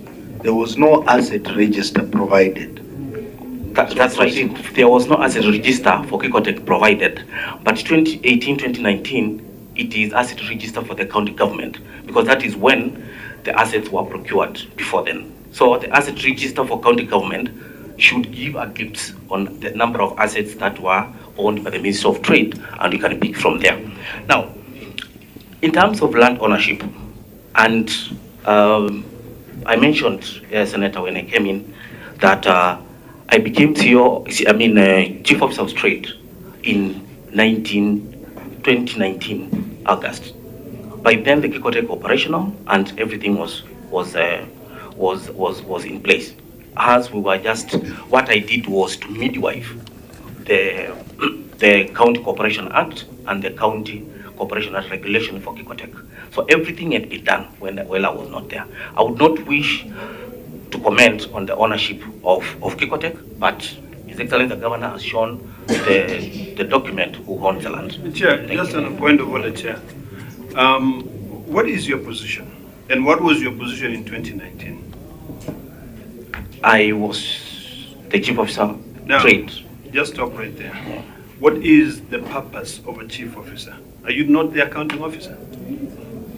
Yes, I was. So then why would you come to this Senate committee and say you wish not to comment on the ownership of the land?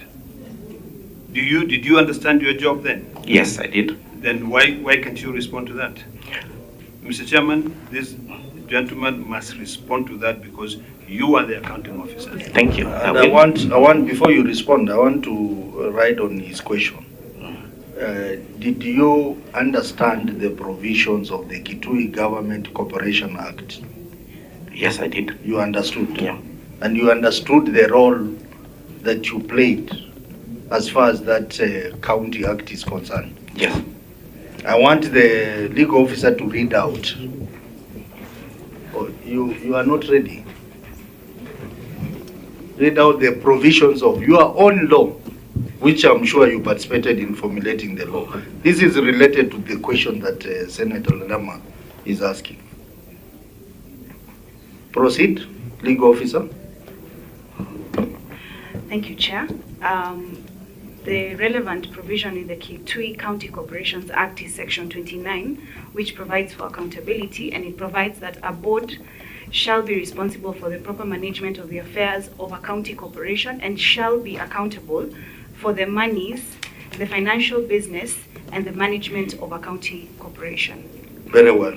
So the board members, former board members who are here, and yourself, you had a responsibility under your own law as a board member, and you as Waziri then, to be accountable to the resources of Kikotech, including the land, including the monies. We have seen the withdrawals that were made by Regina Musepi. You are saying you are not aware. Were you not receiving reports? You were receiving reports. So I want you to respond to Senator Ladama and also respond to what actions you took based on law as read out by the legal officer. Okay.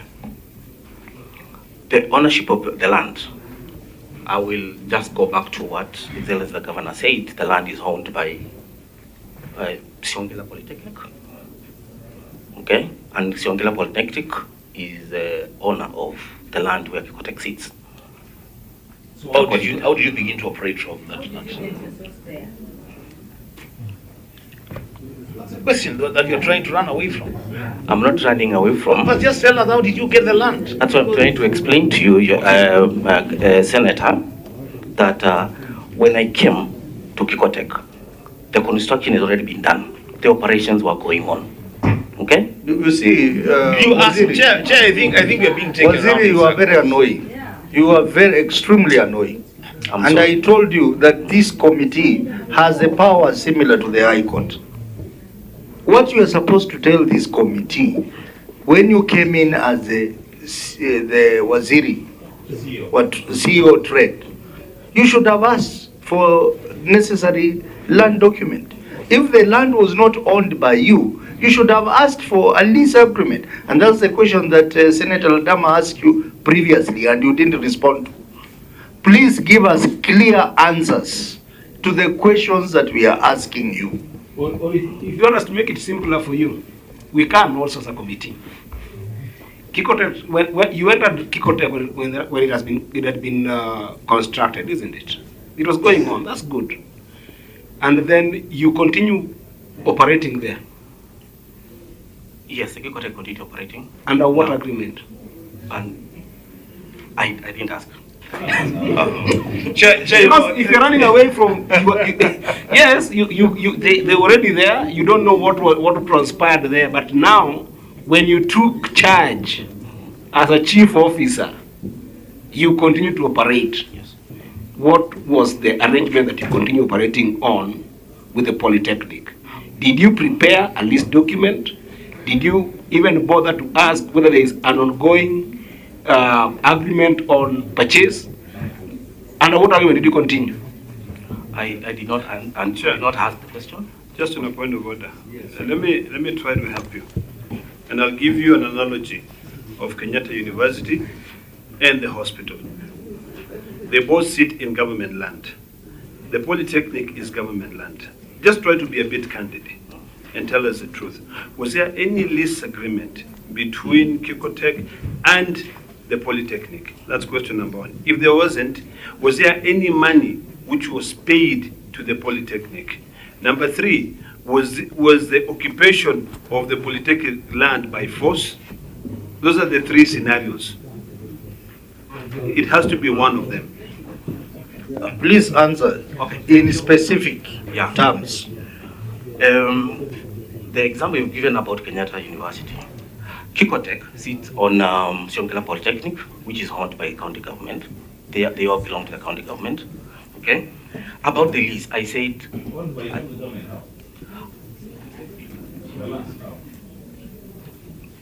It's if I'm not wrong, the Siongela Polytechnic is an institution under the county government. But how is it? How is the land owned by the county government? You know, Patrick.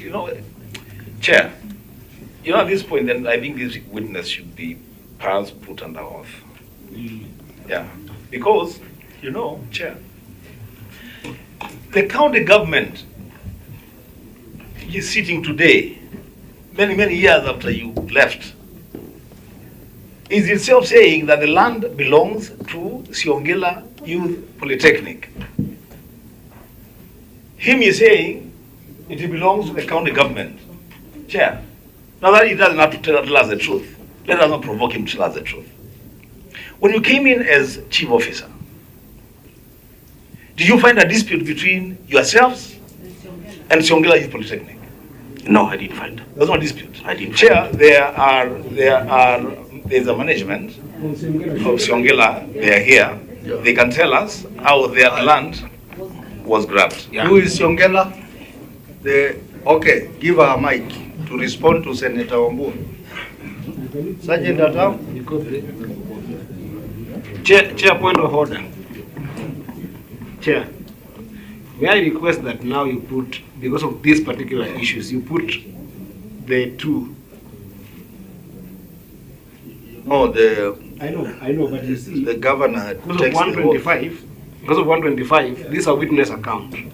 I know 179 gives the governor the ultimate chief executive position in this conversation. But because this is a witness, basically we are summoning you as a witness, we are inviting you as a witness in this conversation. I think that you are witnessing under 125. So because of that 125, then you must be able to take an oath, the two of you. Okay? Because we want to establish what is going on here. And I think that you're giving the governor a burden that's not the governor's burden. So that I think, Chair, you can rule on it. Totally under 125, the two must be under oath. The former chief officer and the Siongela team that is going to talk about this matter. I think you need to make a decision on how we are going to move as far as this is concerned.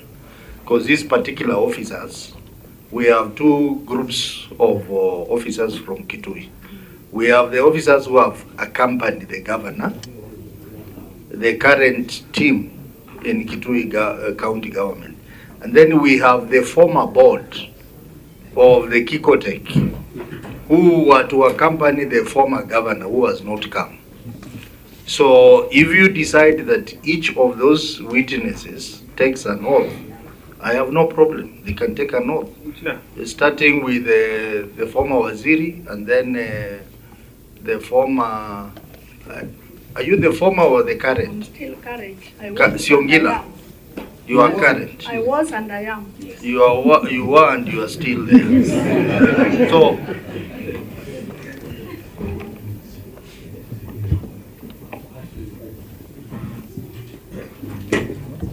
okay, since the legal officer had directed that you were individually summoned, I think you will individually take the oath. Starting with you, the clerk, please. Let's put people on that one.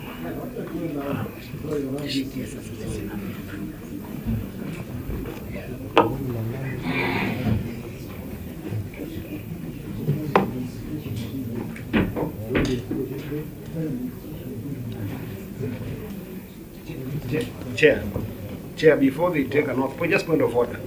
May the legal officer just tell you the implication of being under oath. Yes, I think it's important. I think it's important. Legal officer. Yes. Because this issue must be solved for once and for all. Yeah.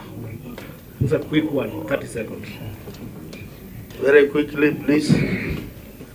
And you realize, honorable members, we have one more presentation to go from EACC. You see the issues are... Yeah. Proceed, legal officer, quickly.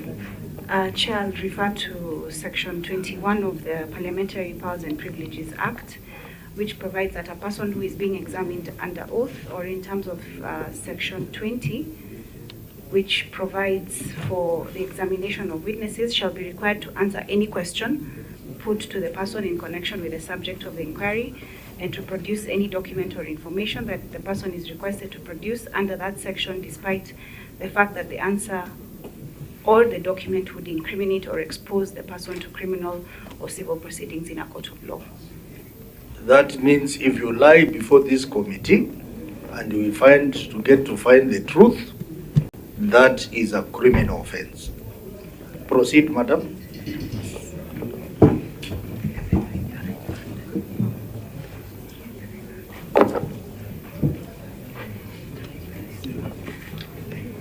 I, Maggie Kitonga, do solemnly swear that the evidence that I shall give before this committee in respect of the matters before the committee shall be the truth, the whole truth, and nothing but the truth. So God help me. Very well. So proceed to tell us about the ownership of this land. And is there any dispute? How Kikote came in to take away your land?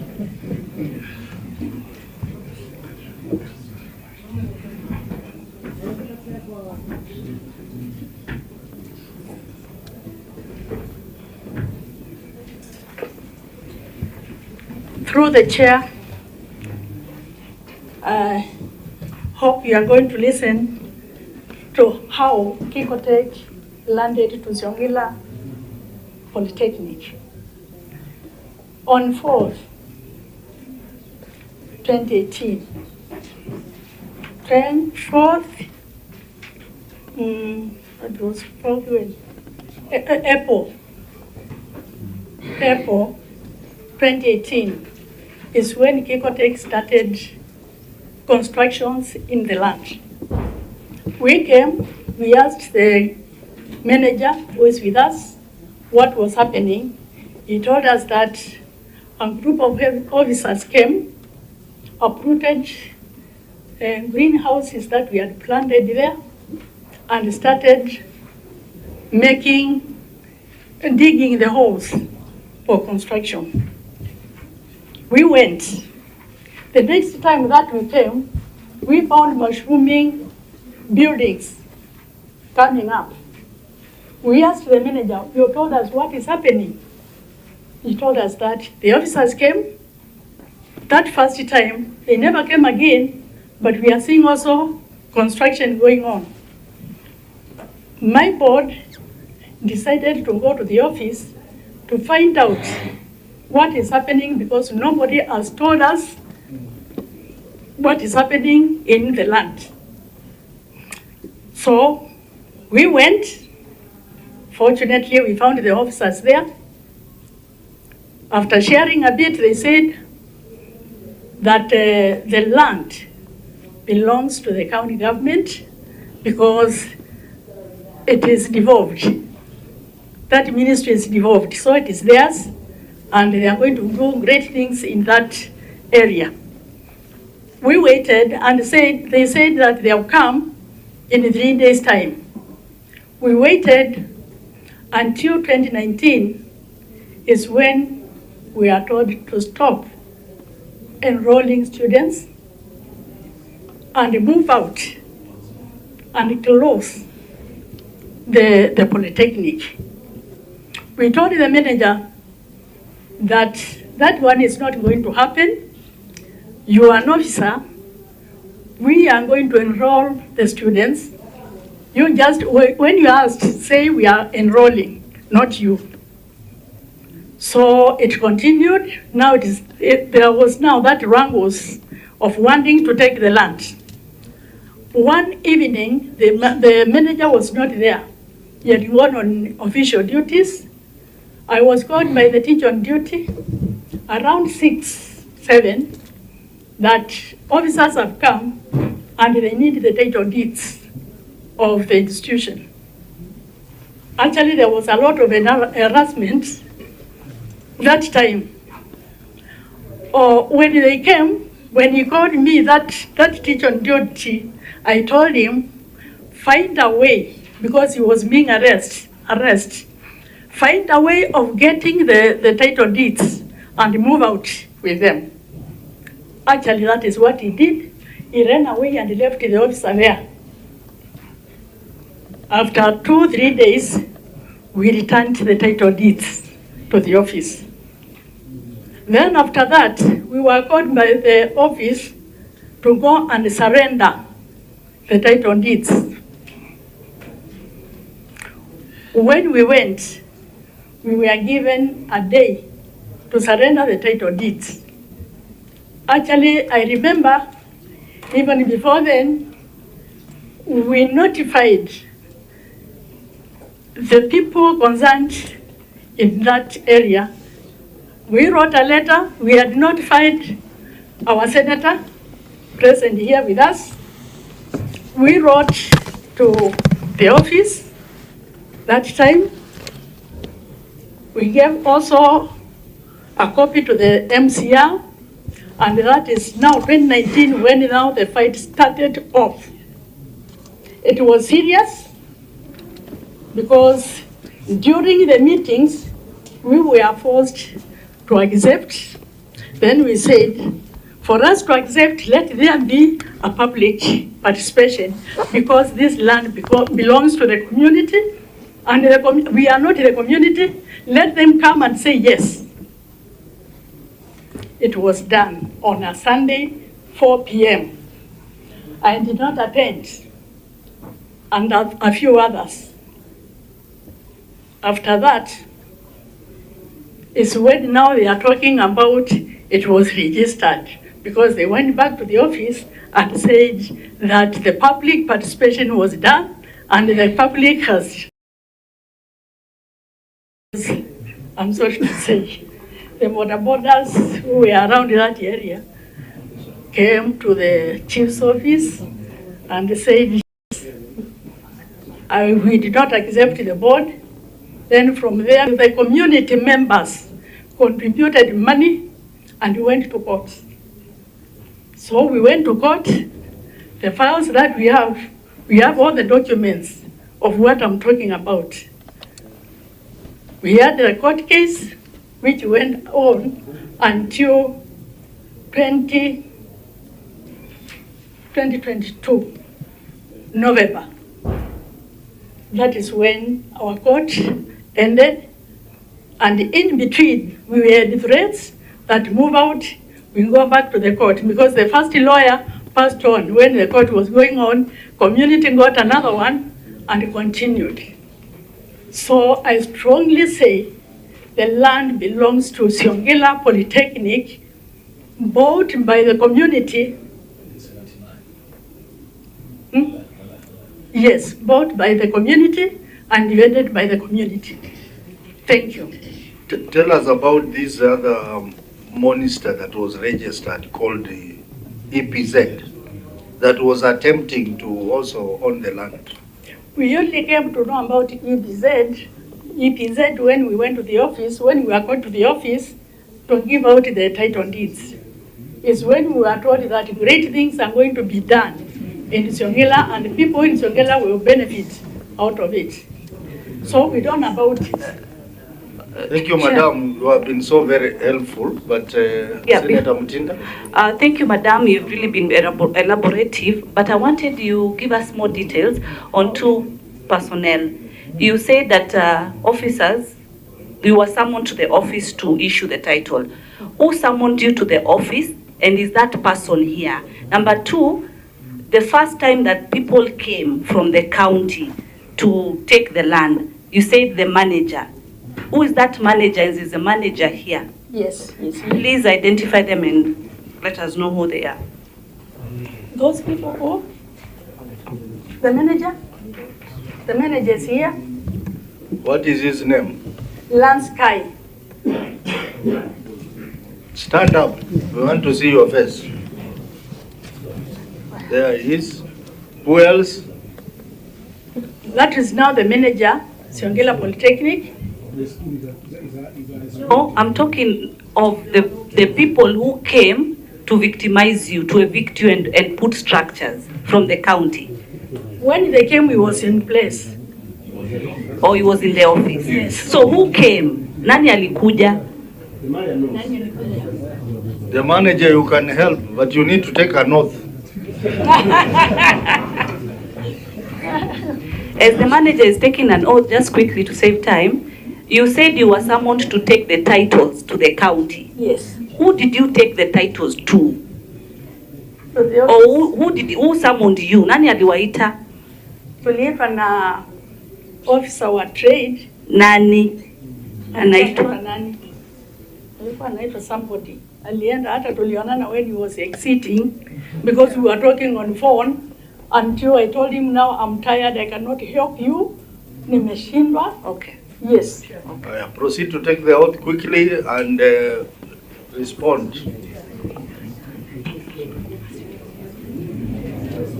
I, Lance Kaigari, do solemnly swear that the evidence that I shall give before this committee in respect of the matters before the committee shall be the truth, the whole truth, and nothing but the truth, so help me God. So proceed to tell us the people who came to harass you people and take away your land. Well, when the people who came were then chief officer for trade and the chief officer for education. But I cannot remember the name for the chief officer for trade, but I can remember the chief officer for education was Geoffrey Changangu. So these two officers came to the office. Unfortunately, or fortunately, I was not in. So they met the teacher on duty, who I had handed over the keys of the whole institution to. So they harassed the teacher on duty to hand over the title deeds. Then there was that communication between him and the chair board that they should not surrender the title deeds. So the title deeds were taken to the chairperson's home for safety, and the officers were not able to access the title deeds. But actually what happened is, on an evening, before the onset of everything else, on an evening, late evening, I reside within the compound. So late in the evening, around 7, CEMs of the county government then visited the institution. The names, there were so many of them. Around more than 10 CEMs of the county. So the entire government was there? Yes. Except the governor? On one evening, that is past working hours, around 7 or so, came in, and when I was out, I saw a fleet of vehicles, got concerned what's happening, approached them, and then when I approached them, they were the far end of the institution land. So I was concerned, who are these who are in our land without notifying us? So when I went to check, it was the CECMs.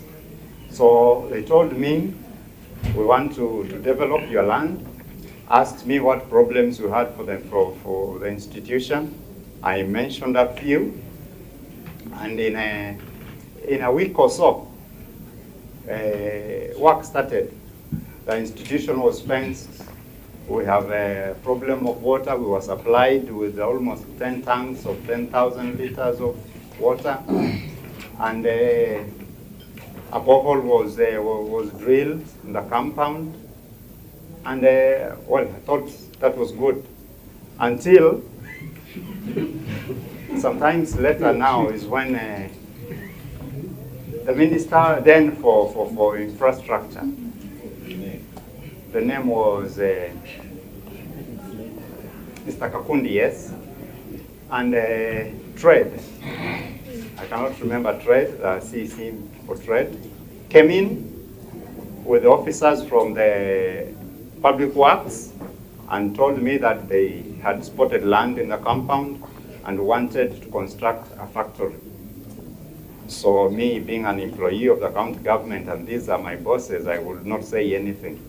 So these people came in and work started. Then this alerted the board about it. So the board actually visited the governor's office. They were not given a kind reception, because after all, the land belongs to Siongila Vocational Training Center, which is Siongila Polytechnic, and to the county government. So that's how my board, that there was going to be a meeting in the office of the governor, that the governor wanted to meet the board. Unfortunately, fortunately, I was traveling to Kakuma on official duty. So I was not able to attend that meeting, but my board attended the meeting and actually did not agree to hand over the title deeds of the land to the county government, which forced the chief officer of trade and chief officer of education to storm the school office and demand for the title deeds. But they were not able to. What are the names of those two chief officers? I remember for education is Geoffrey Changangu. Yeah. Mr. Chairman. And it was forced now through the various meetings that they had with the chairperson and the board, that now if the title deed is to be handed over to them, then a public participation is to be done. So all this was happening over I was not in school then, I was out on official duty. So when I came back, I met the public participation meeting. So I was told by my CM then, Mr. Kivoto. I want you to summarize, because after your presentation, I'm going to give a ruling that Siongila Polytechnic, you will have to make a written submission of the things you have said through the governor and submit it to us in 14 days. But just summarize what you are saying. So now the public participation was done, and the community agreed to hand over the land, and then stakeholders of the institution went to court.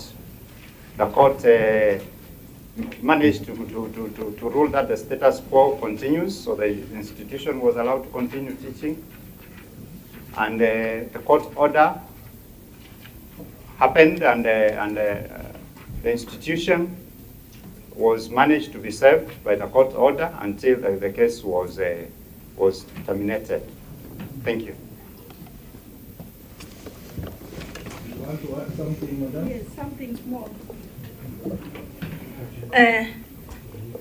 During that day of public participation, we have something written that I also attended. But they had a meeting in an hotel. Yes, a witness, he was the secretary. I was not there, and my name was put there. Okay, in your submission, you say that and attach all the relevant documents. Yes. The ones you had made reference to. Thank you. Yeah. So, Mr. Chairman. Yes. May I request that this gentleman goes on oath? Yes. And then respond to the queries that I'll ask, because you're the chief officer. Can the clerk, please? And the chairperson of the court, Kikotek, is also here. You will also take an oath and also respond to questions that members are going to ask.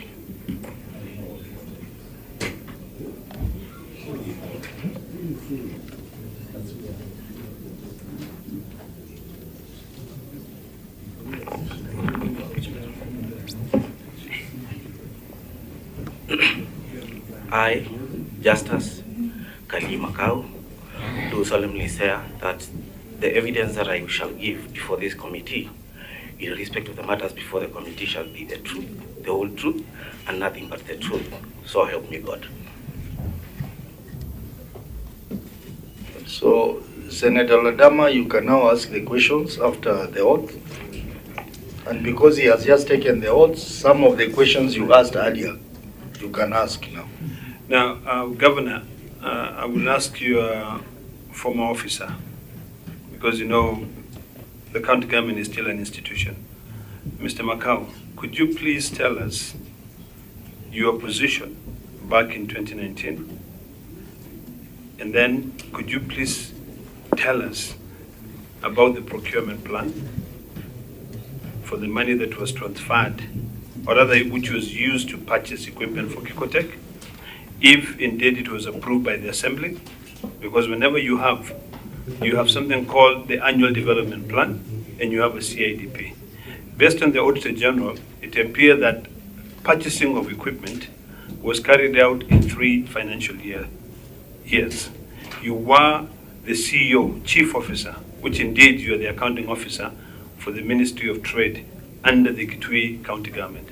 So could you please tell us about your procurement plan for that particular year? Tell us the name of the vendor, whether the vendor was approved, okay?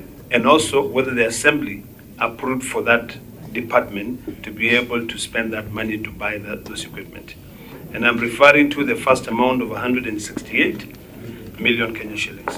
Thank you. Thank you, Chair and Senator. I would like to state that my position was the Chief Officer, Trade, Ministry of Trade, starting September 2019. 2019-2020, we were implementing a budget that had been approved by the County Assembly before the end of the previous financial year. And I can say there are outlines that were there for implementation of programs in Kikotek. What I do not have now, which I need time to seek, is the procurement plan and the items that were procured during 2019, 2020, when I started being Chief Officer of Trade. Yes. What about for the next financial year, which is 2020-2021? Again, there was a budget, but again, I would like to seek more time to interrogate the budget and the procurement plan then. But everything that was being spent was approved by the County Assembly. Okay. Yeah. Who was the county officer of 2018-2019 at the inception of Kitui? It's a colleague called Clement Munyidia. So when you took over the office in 2019-2020, because you said you took over August or September, yeah. Which? Is it August or September?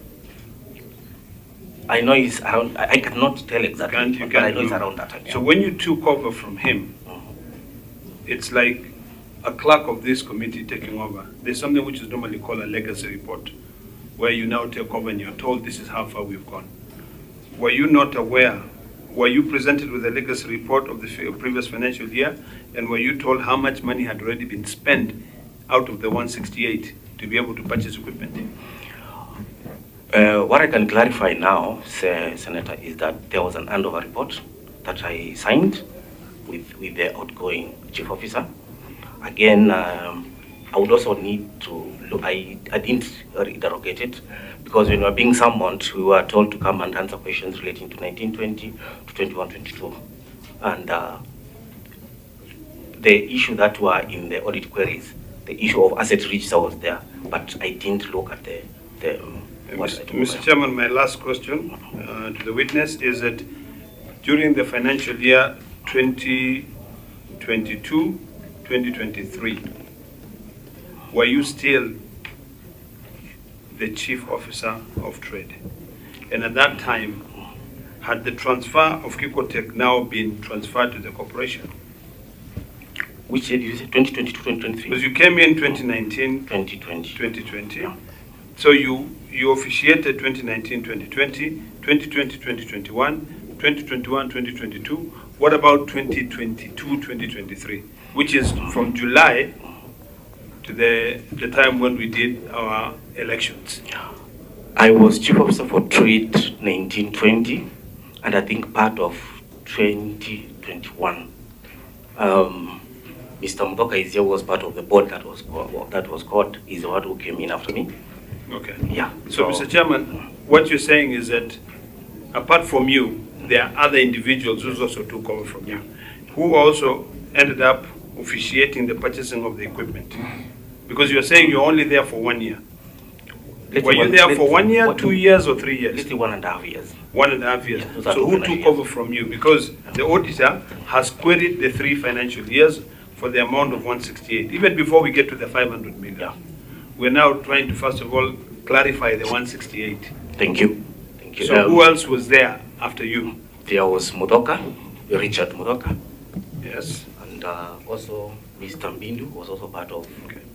So, Mr. Chairman, I would like to suggest as follows, that the 3 gentlemen be able to submit a report on their financials.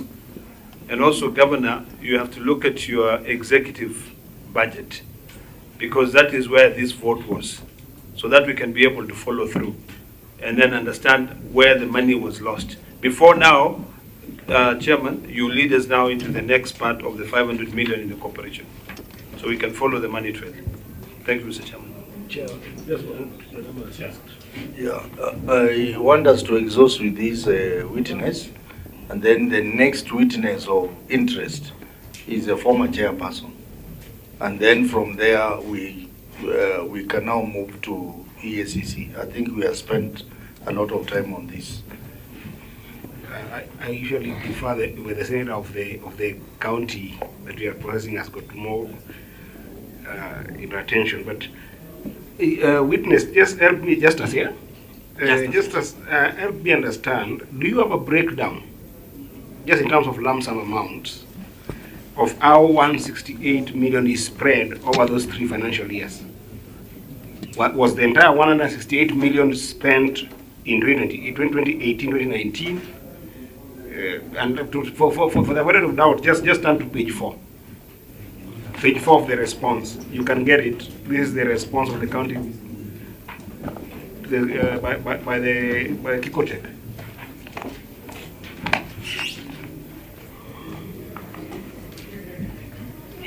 Are you there?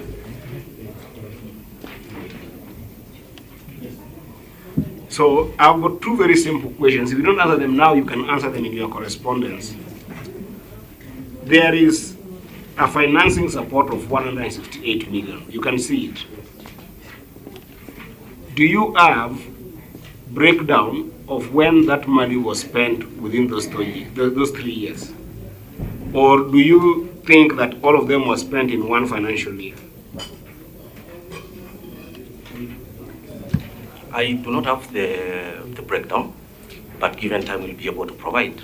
But the procurement for Kikotech assets started in 2018-19.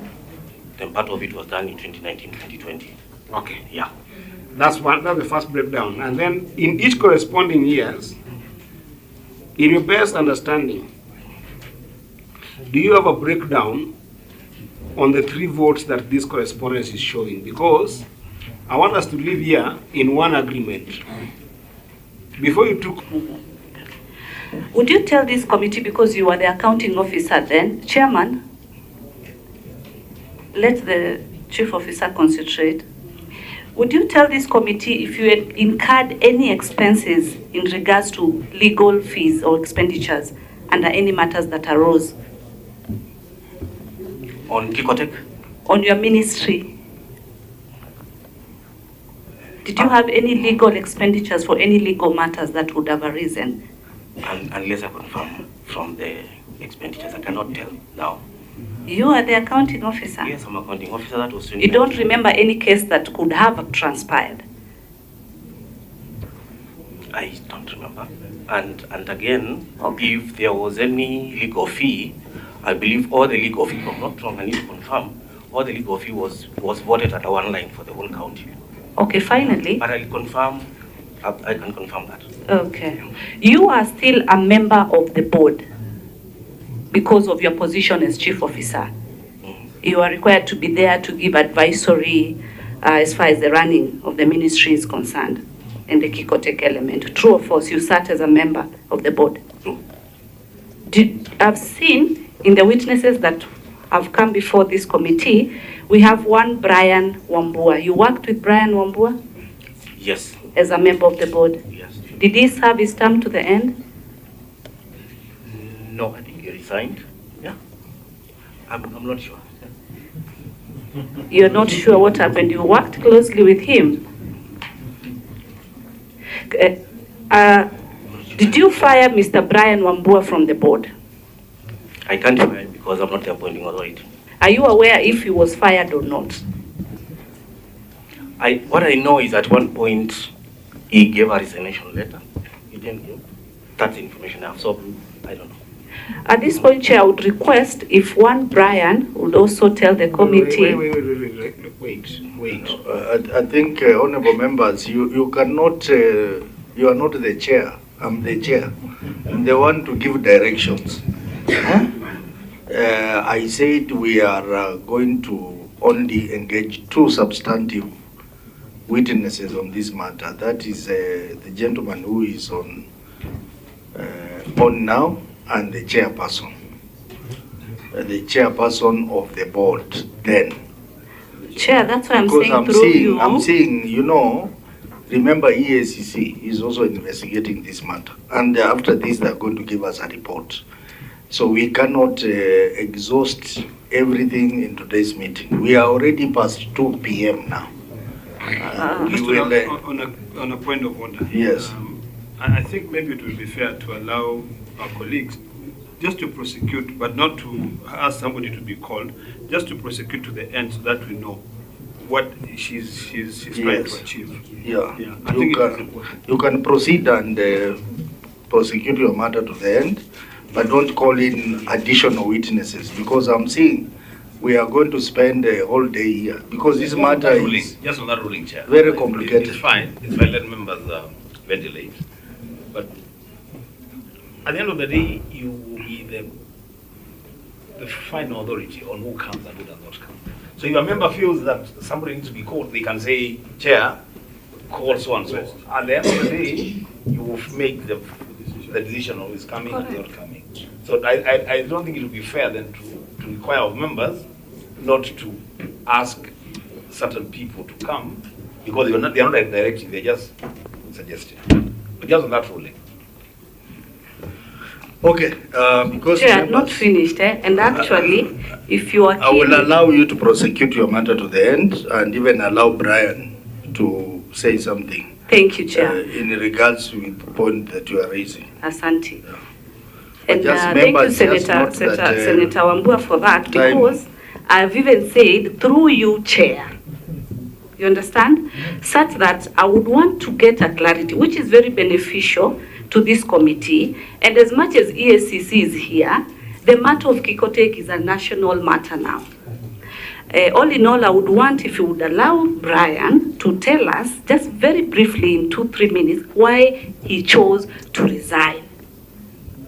Because it's a very unique scenario. He seems to be the only member of the board who took a very different decision, and Brian chose to resign, which brings curiosity. Why did Brian decide to resign? I will allow, I'm giving you flexibility because I know you came from Kitui. So you may be knowing something that we don't know. So Brian, start by taking the oath. Clerk.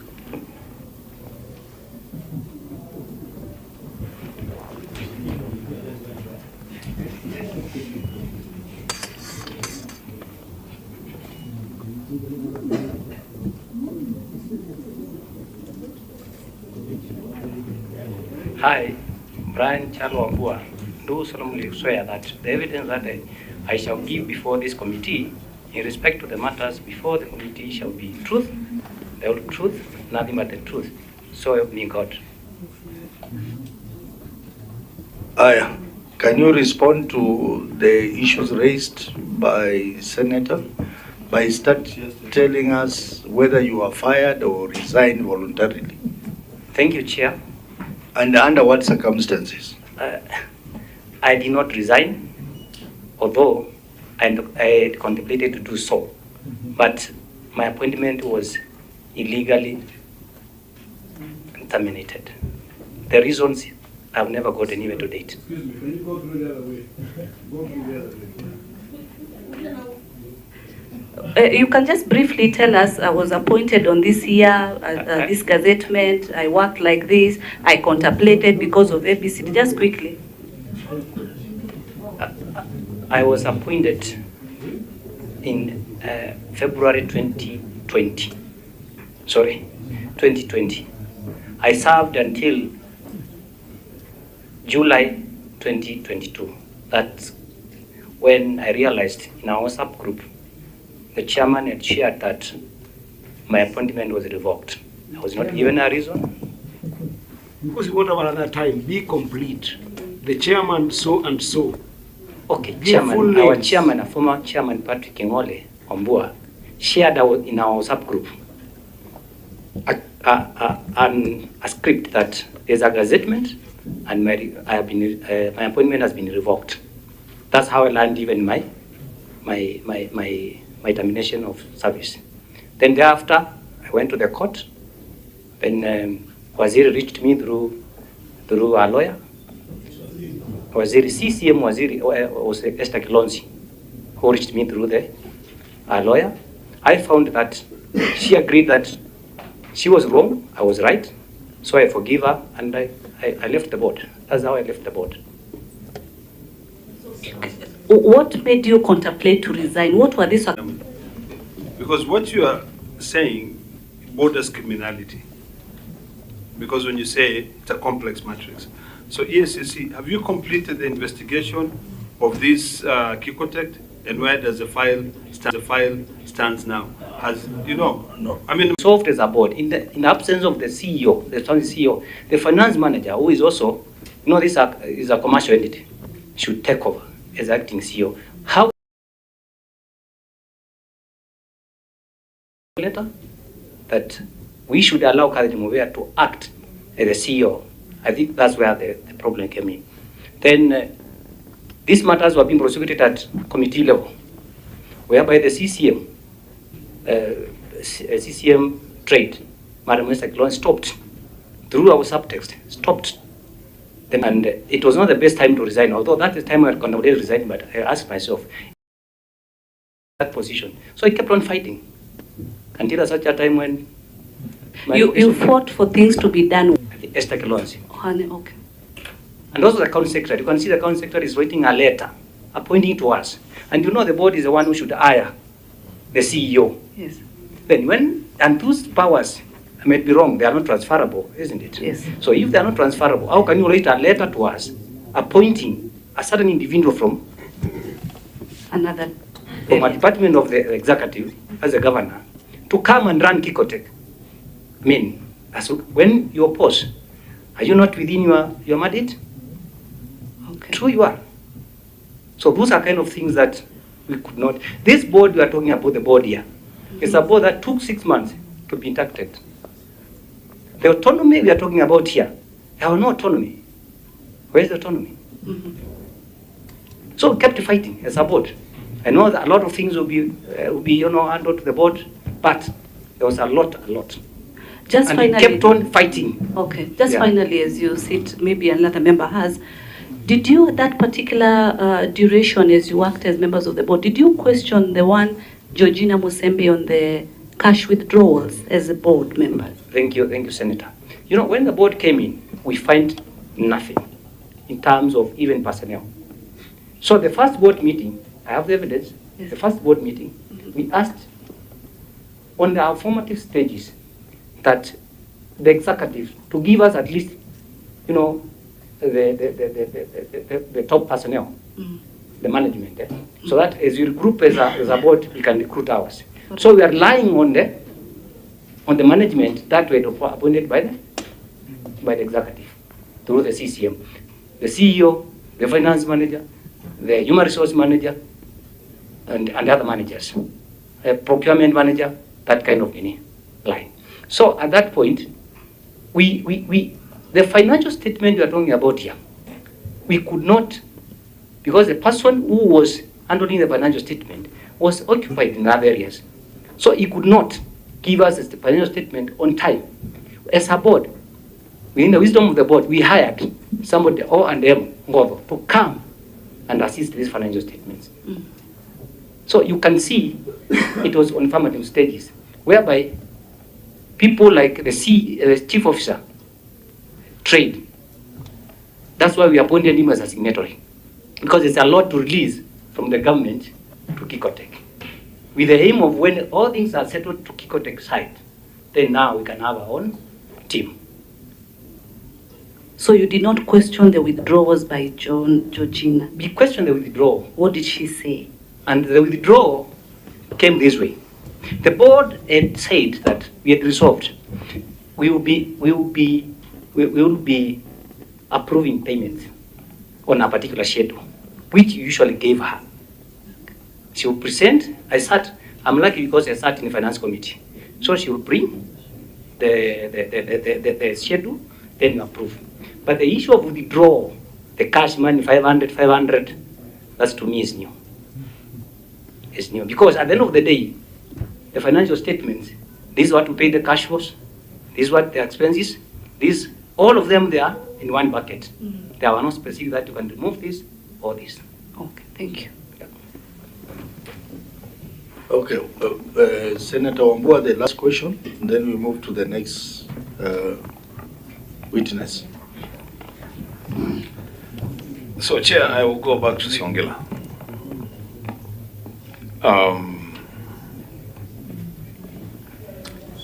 Be evidenced by the chairperson of the Siongela Youth Polytechnic to this point stands unchallenged. So maybe somebody will challenge it, but to this point, this stands unchallenged. I want to ask the former chief officer on Macau, do you still insist? Chair, if the number does not engage you, because It proceed. a serious issue. Proceed. So, Chair, I'm asking the former chief officer whether he still insists on record and under oath that the land on which Kikotech stands today belongs to the county government of Kitui.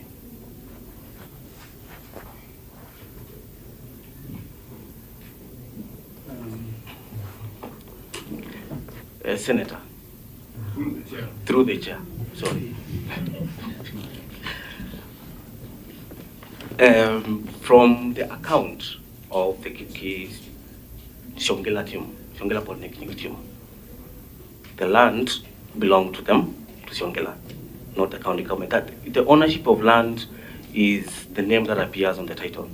And the title of the land that where Kikotech sits reads Shongela Polytechnic. Don't be smart with me, Macau. I'm just asking, because you had said initially that the land belongs to the county government of Kitui. I'm asking whether you still maintain that position. And don't take this thing personal. It's not about you and me. We just want to know what happened, because there are other questions that will follow. Don't take it personal. There's nothing personal here.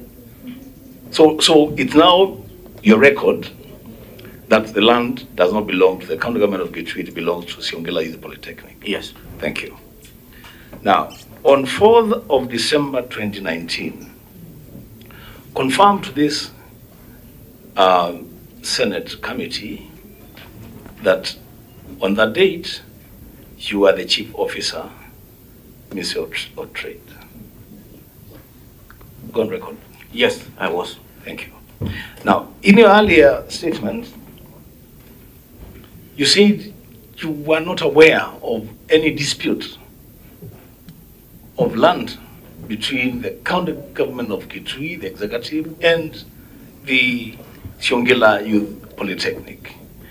Is that still your position on record and under oath? Yes, it is still my point.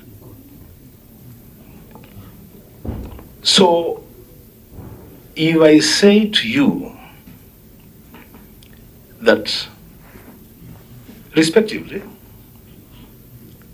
but then your response is a clear demonstration of the level of incompetence that informed the county government of Kitui then that a chief officer in a department does not know that there is a dispute of a land on a project where the department where he is a chief officer has put in hundreds of millions of public money.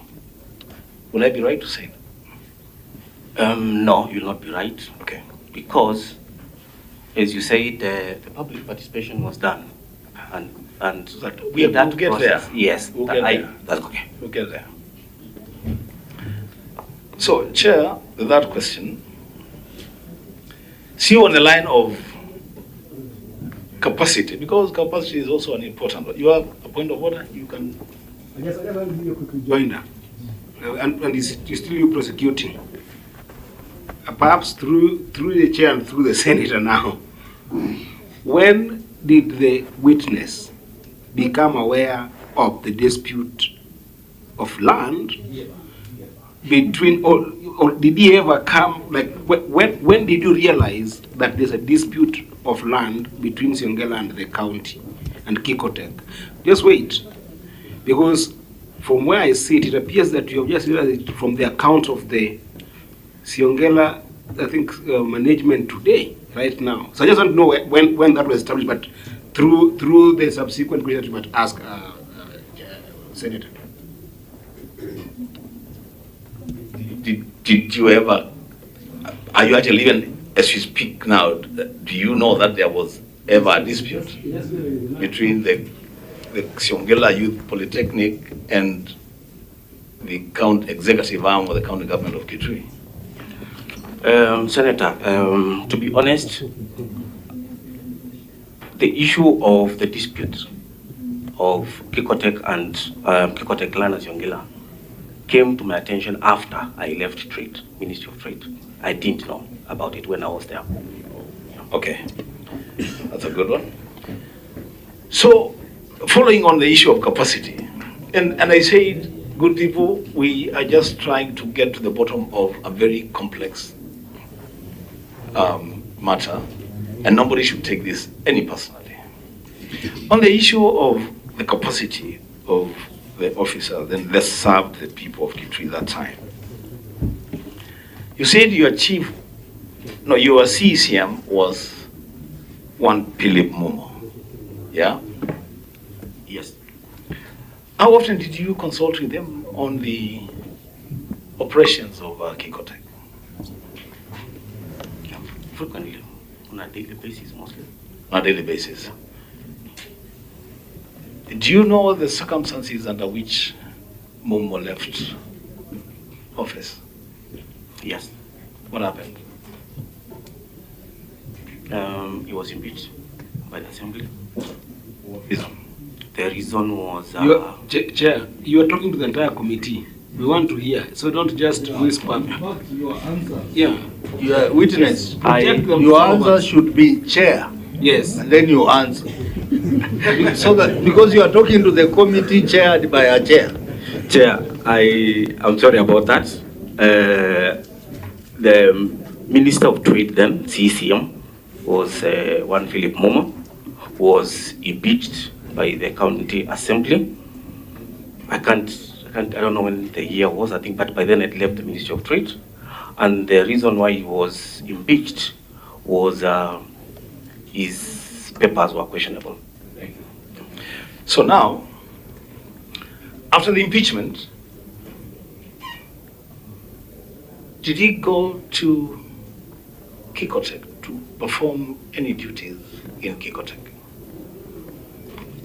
Not, Chair, not any incidents I'm aware of. So, Chair, I will make 2 comments and then for me, I will be done. One, here is a chief officer for trade under which Kikotek lies. He knows everything else, including shillings and cents on the money that went into Kikotek, but he doesn't know that the institution has a problem in terms of land ownership with Siongela Youth Polytechnic. That's just a matter to note. And don't forget, Chair, he's doing it under oath. Secondly, Chair, this committee has been presented with 2 witnesses. The CEO of Siongela Youth Polytechnic and a former board member, Mr. Brian, who I will say on record, Chair, are poster boys of how a rogue executive arm of the county government can manipulate, intimidate, and harass officers to perform duties outside of the law. Chair, and when we retreat, and if it pleases you, we will make available details of how actually Kikotek, and that's where I began, Kikotek, was fair and square, a special purpose vehicle whose only intention was to siphon money from the county government of Kitui. That, Chair, evidence, some of it is before you. You've heard of how people literally invaded land and took it away.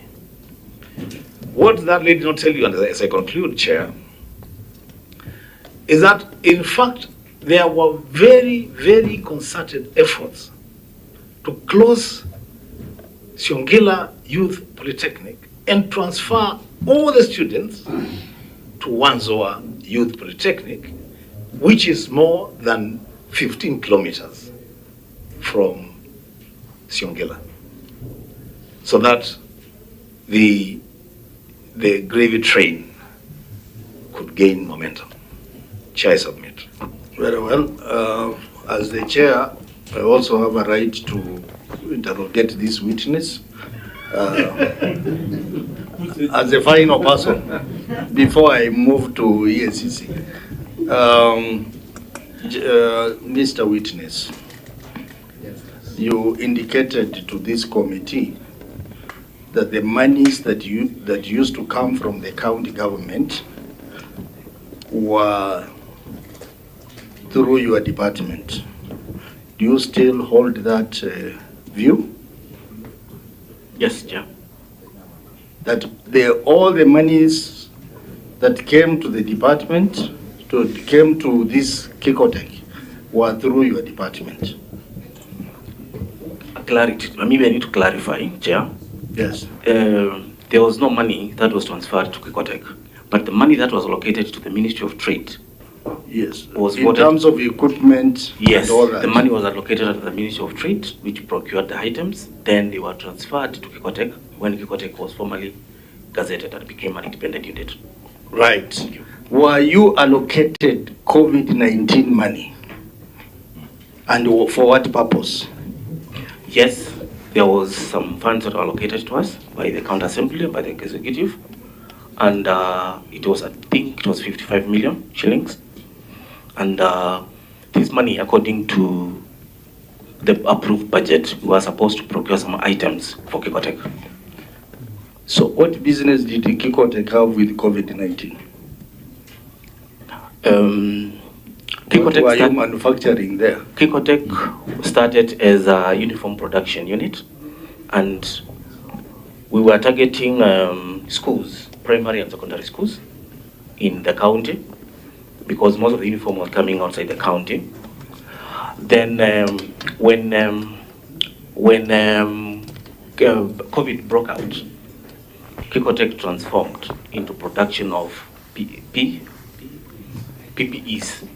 That is a face mask, scrubs, and some other items. We had orders from all over the country. Which means you made quite a significant amount of money. I can say so. There were some sellings that we made some sales, because we were doing the main source of income was even today I think is the Kenya Police, because we were making uniform for them. We had Kenya Police, we had the Kakamega County. Now I'm coming to Kenya Police. That I will come to. But committee members, I think this matter of COVID will need to look at it deeper. Okay. Because as Senator Wambua said, this company, possibly, it was a conduit to steal money from the county. Now, tell us about the tenders you got from the national government. Yeah. The huge tenders you got from the national government. Yeah. And then proceed to tell us where the money is. Because we have looked at your financial performance, we don't seem to see that money. What I remember is we had orders from the Ministry of Interior to produce chief's uniform, and I think DC's uniform, if I'm not wrong. We had orders from the Kenya Police. We had orders from Kakamega County, Kiambu County, Mombasa, and I'm not sure whether we did for KWS. I think it's the time we had a negotiation with KWS. They all paid. I think there are some counties that has not, even Kisumu County we did. But Chair, I do not have the nitty-gritties of that information. If I knew this information would come up, I would have asked the management. We have just read the law, your own law that talks about accountability. Yes. Where you and the chair and the board members, you are accountable. And we are asking you, you got big orders. You know how many chiefs are in this country? How many chiefs do you think we have in this country? I don't know. Assistant chiefs and chiefs and all those people. There are many.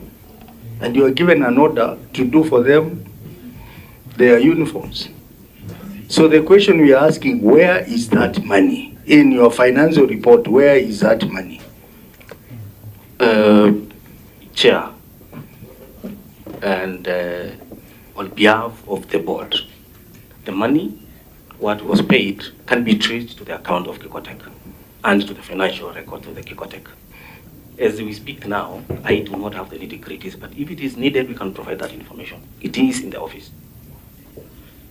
Honorable members, I think we will not proceed further. I will be giving directions on what we are going to do next. In fact, the other witness, the chairperson, you are not off the hook yet. We will have another session to grill you. But I want to make several directives. Number one, that we would like the county government to provide to this committee a complete certified bank statement, starting from the date when the accounts were open to present. Certified bank statement for the two bank accounts, the revenue account and the operational accounts. Because what has been provided here is only for 2 months. That is not adequate for members to interrogate. Number two, we would also want to be given the specific procurement plan for this Kikotech, the relevant procurement documents, especially the ones procuring the equipments and the constructions and all that, and the relevant budgets which were approved by the county assembly. That should be provided to us.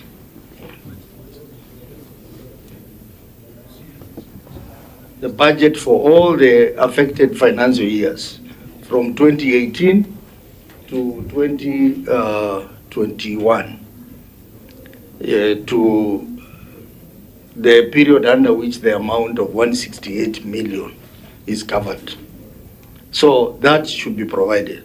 Number three, the clerk has indicated to me that all the summons were sent out to all the people who are to appear, all the persons who are to appear before this committee, including the former governor and the board members and the Siongila. I have noted that all the other witnesses have come, except the former governor. So we are again going to issue fresh summons for her to appear before us. And on that day of appearance, Governor, we are going to excuse you. We will have the board members and the entire CEC team that was there. Because the CEC team that was there, they have been implicated in the takeover of the land. Governor, I think you will still have to come.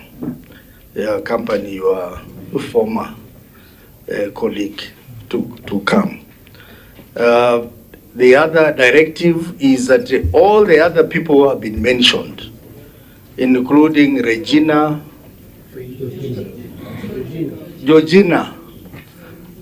Musembi, the summons should be sent to Georgina Musembi, Henry Kimanzi, and Faith Mona to appear on the same day.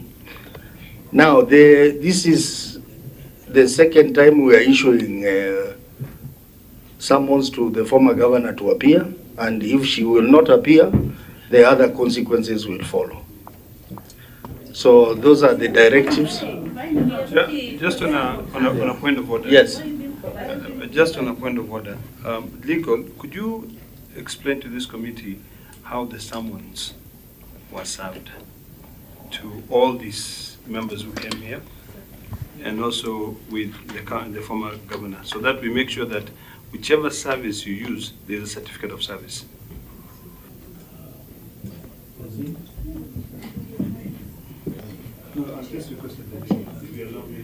Chair, we have the affidavit of service. You could give me maybe just a few minutes to just extract it. It will give us the details as to how service was done. Yeah, let us give a few minutes. Yeah, point of order. What is your point of order?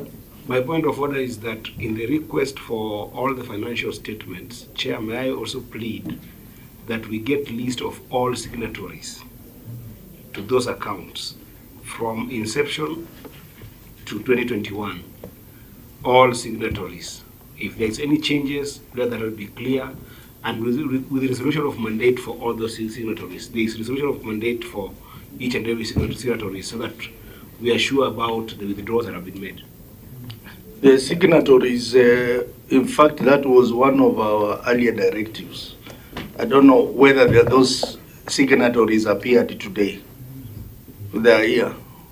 There were 2 signatories who were summoned to appear. They were all CECs. Are they here? CEOs? Yeah, CEOs. I think you should be here. According to the, through you, Mr. Chairman, according to the Auditor General's report. Yes. FY 21-22.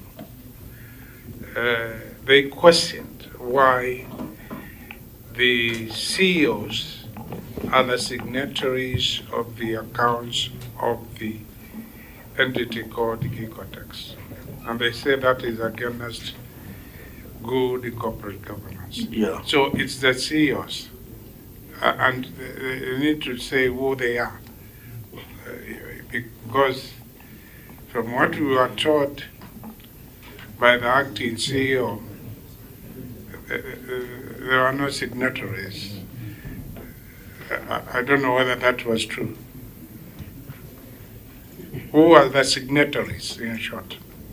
I know the CEO was a signatory, the chief executive officer, and chief officers of trade, and chief officer of trade, and there must be another one who is, and finance. But 2 were to sign. Those were the what do you call it? Chair, I don't want to put pressure on this. I want that in the submissions that you're going to have in the ruling that you have made, Chair, that be made very clear. All signatories, if there is any changes, indicate those, and most importantly, resolutions with regards to those signatories. So you will provide us that information, but those signatories should also appear before the committee. On that day. Just on a point of order, I'd like to request through you, Mr. Chairman, if it's possible. Governor, I think you're in the mission to make sure that you right what was wrong and make sure we put everything together, correct? Now, I've just perused the bank statements here. There are a lot of cash withdrawals. There are transfers from Kikotek, I don't know to where. May I request that you sit with your team, your finance team, and analyze the statements, but also submit the statement to us. But you create a spreadsheet where you write all the withdrawals by Georgina and everybody else, and then all the other transfers, so that we can be able to make sense. So that when you come here, it is easy, even before we give it to our team, for us to be able to know how much was withdrawn, and then when we're interrogating Georgina, we will know what was the money for. And in terms of that, I've heard your CEO saying that the authority was 2 to sign. I would like to know so that we are guided whether to also call the bank here, because if it is 2 to sign, to withdraw, we will need to know whether both of them withdrew or only one person withdrew, and how that worked. Yeah, just a small follow-up on that, Chair. Through you, Mr. Wagi.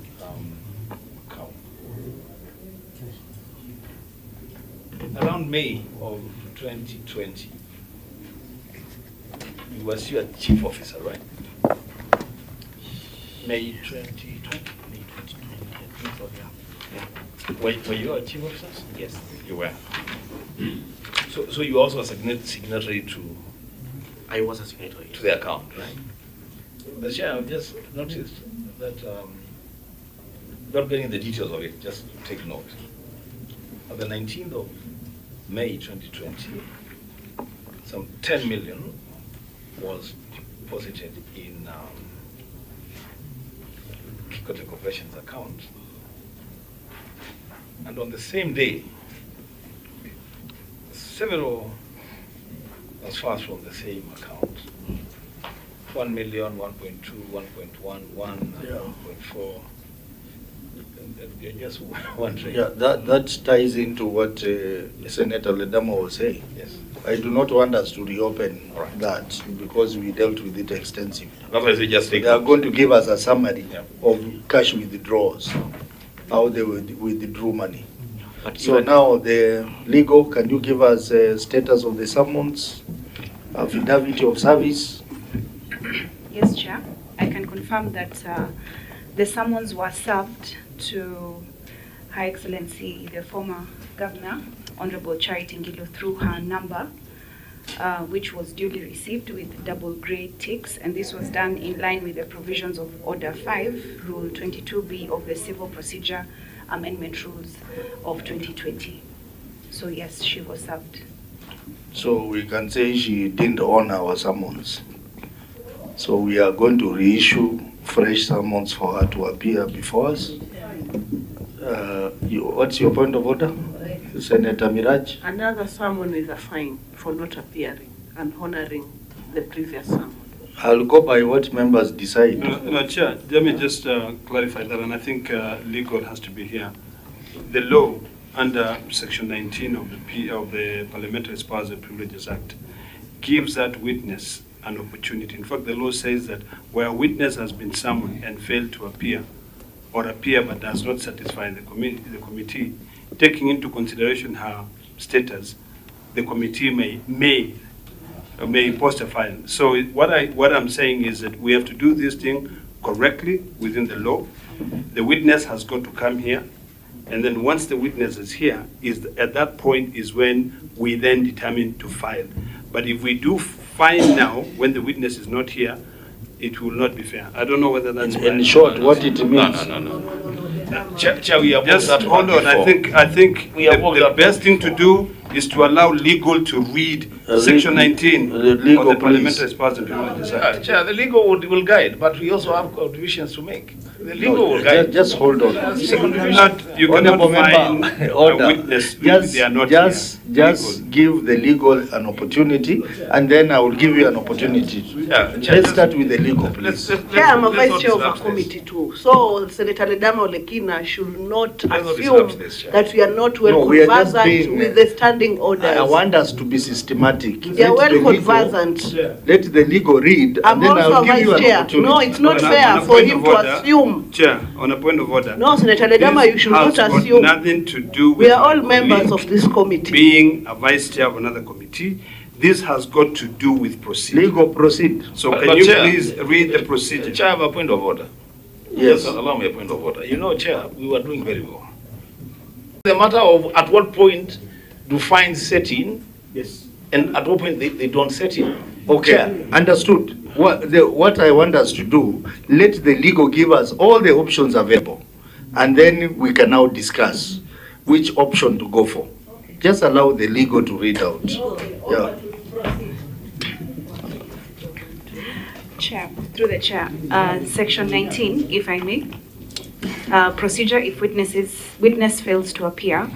Subsection 1, where a witness summoned does not appear or appears but fails to satisfy the relevant House of Parliament or committee, the relevant House or committee may impose upon the witness such fine not exceeding 500,000 shillings, having regard to the witness's condition in life and all the circumstances of the case.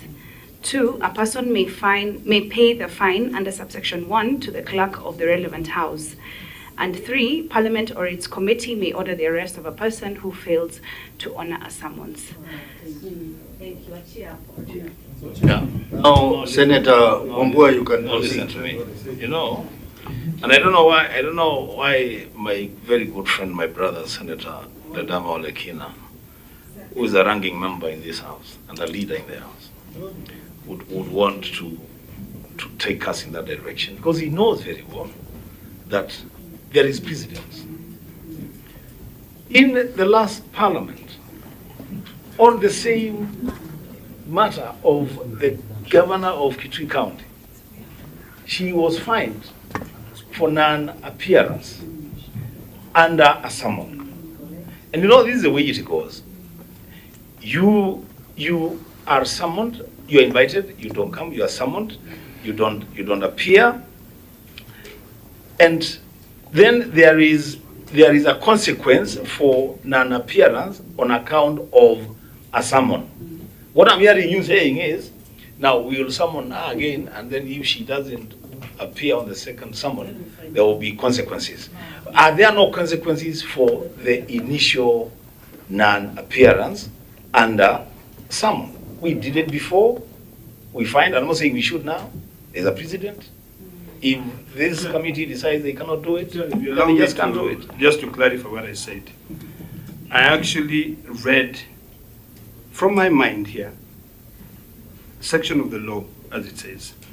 There's nowhere in my statement did I say that the witness should not be fined.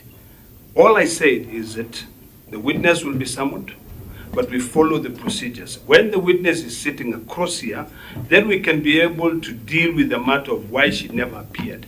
And then at that point, this committee may, not shall, may fine that individual. That is the law, it's not me. And I think the law has just been read. Chair. Senator Miraj, I know you are in the mood of fining, but proceed. No, you can even arrest. It is within the powers and privileges. Because the former governor did not send any communication to say why she's not going to appear today. It could be an even different scenario if there was communication. But he just didn't communicate back. So finding her was on the lesser side of punishing her non-appearance to this committee. So if we were to advise you, Chair, we should be arresting because there is no excuse or communication of her not honoring our summon. So Chair, you just go ahead and fine before we ask the IG to bring her here. Senator Mutinda, I'm happy that is coming from women leaders. Yes. Because yes. I don't want to be crucified by feeder. My former governor of Kitui has set a bad precedent. This house, this committee needs to be respected. A current governor of Kitui has appeared before this committee twice on the same matter with no delay. And yet, the substantive witness, who is the former governor of Kitui, has refused to even give any response in regards to this particular summons. The law is very clear, powers and privilege is very clear, the legal has read it out. And I think as a committee, we go to 19.3, which says, if a witness does not appear, the committee has mandate to give direction. And we give direction and say, arrest the witness. Let her appear through arrest. Even those monies, we are not interested. Legal? Chair, maybe before let's hear what... before legal, Senator Eddie. Eddie? Chair, you know this committee, President is set with the common practice. What I am humbly varying is what my senior said, that you fine or you offer a punishment under that section of the law when the person is seated here. My question would be, if you offer 3-4 summons and the person doesn't appear, would you still go and summon? The answer is no, right?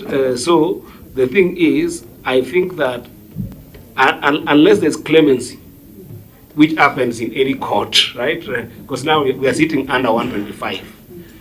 When you are offered a summon, you receive the summon. My understanding is this: if you don't show up, we fine you, and then we can be able to invite you again, right? We can choose not to go to the mouth is 2 years. All Yes. the mouth is 2 years. Yes. You appear. Yes. Under summon, Chairman. Yes. Unless there is compelling reason why you cannot appear, which reason then you communicate in writing. Exactly. Here's a situation where there is no written. So I'm talking about a situation where there was no communication, which then basically translates to a disregard to what the communication was. And that disregard is what is punished under that law. Okay? That disregard is not punished when you appear here, it's punished when you don't show up here. So that we can choose to offer another summon and not punish, but under the law, we should punish and then offer another summon, or go to the higher degree, which is arrest and appear here and still be just on a fined. And you see, ultimately, it is not Senator Ledama's Olikina way, which it has to be the committee way. And this committee does not, operate on its own. They are presidents. Yes. In the last parliament, and that is why it is always important to have a legacy report. We did, when I was sitting in the Committee of Public Accounts Investment Committee, which has got a similar mandate to this committee, we did find 2 governors when I was sitting there. The governor of Kwale, when he was summoned and never appeared. The second time when he received new summons, when he appeared, the first matter which had to be dealt with was why did you fail? Why did you not appear? When he failed to satisfy the committee then fined him 200,000 shillings. Number 2, the former governor of Kitui, who is a subject of discussion here, suffered the same consequences. We invited her, she never appeared. When now we sent her new summons and she appeared, we first of all fined her for failing to have, let me say, you will say how you remember. We fined her 500,000 shillings and she paid that money to them. First of all, deal with the matter as to why she never appeared when she was summoned to appear with the rest of the team. At that point, we make a determination, having considered her position and her reasoning. That is my suggestion. Those are my 2 cents. Chair. And if I finish, can I finish? My mic was taken. Members, order. We have one speaker on the floor. Can we allow finish? Listen, it's me. I don't really care which way it goes, but my suggestion would be very simple: that we issue fresh summons, let the witness appear. When the witness appear, we prosecute the matter as to why she never appeared. If we are not convinced, as per the law says, we fine the witness. Hypothetically, can I finish? Okay. If the witness does not appear, then we can use 2 and 3. Which standing order is that? Which law are you using? Honorable members, now was taken. the chair, honorable members. But Chair, Ledama asked. Order. Honorable members, I'm giving you my mic, your mic for 1 minute, and then illegal. Give me give 1 minute, us Chair. the consequences, and then I will give me make 1 minute. the direction. Chair, give me 1 minute. Give me 1 minute. Chair. After Eli. Chair, I do appreciate so much the previous precedents that was set by the previous houses. But in this committee, we have also summoned and fined. The precedents that we've set in this committee. For information, Senator Adama, we summoned the governor for Nakuru, and we also fined the governor of Nakuru. But when she came here and explained herself, this committee had the power to lift off that fine. Okay? You see, when this is the whataboutism conversation that we're having, because when you say, will you issue fresh summon, what happens if that one is not honored? You will be in the same awkward situation discussing why we must only punish when she ever appears. I think that what happens in this case is that you issue fresh summon, yes, but you issue that fresh summon with a communication of a fine of 500,000. Okay, that fine can be lifted if she appears here and the communication from her side is satisfactory that I didn't come because of XYZ, which is what the law says there, that somebody could have had exceptional circumstances that is gone. Chair, I'm almost finishing. Yeah. Yeah, so my proposal as a member of the committee is that, one, fine for lack of communication and not appearing. Number two, issue fresh summon.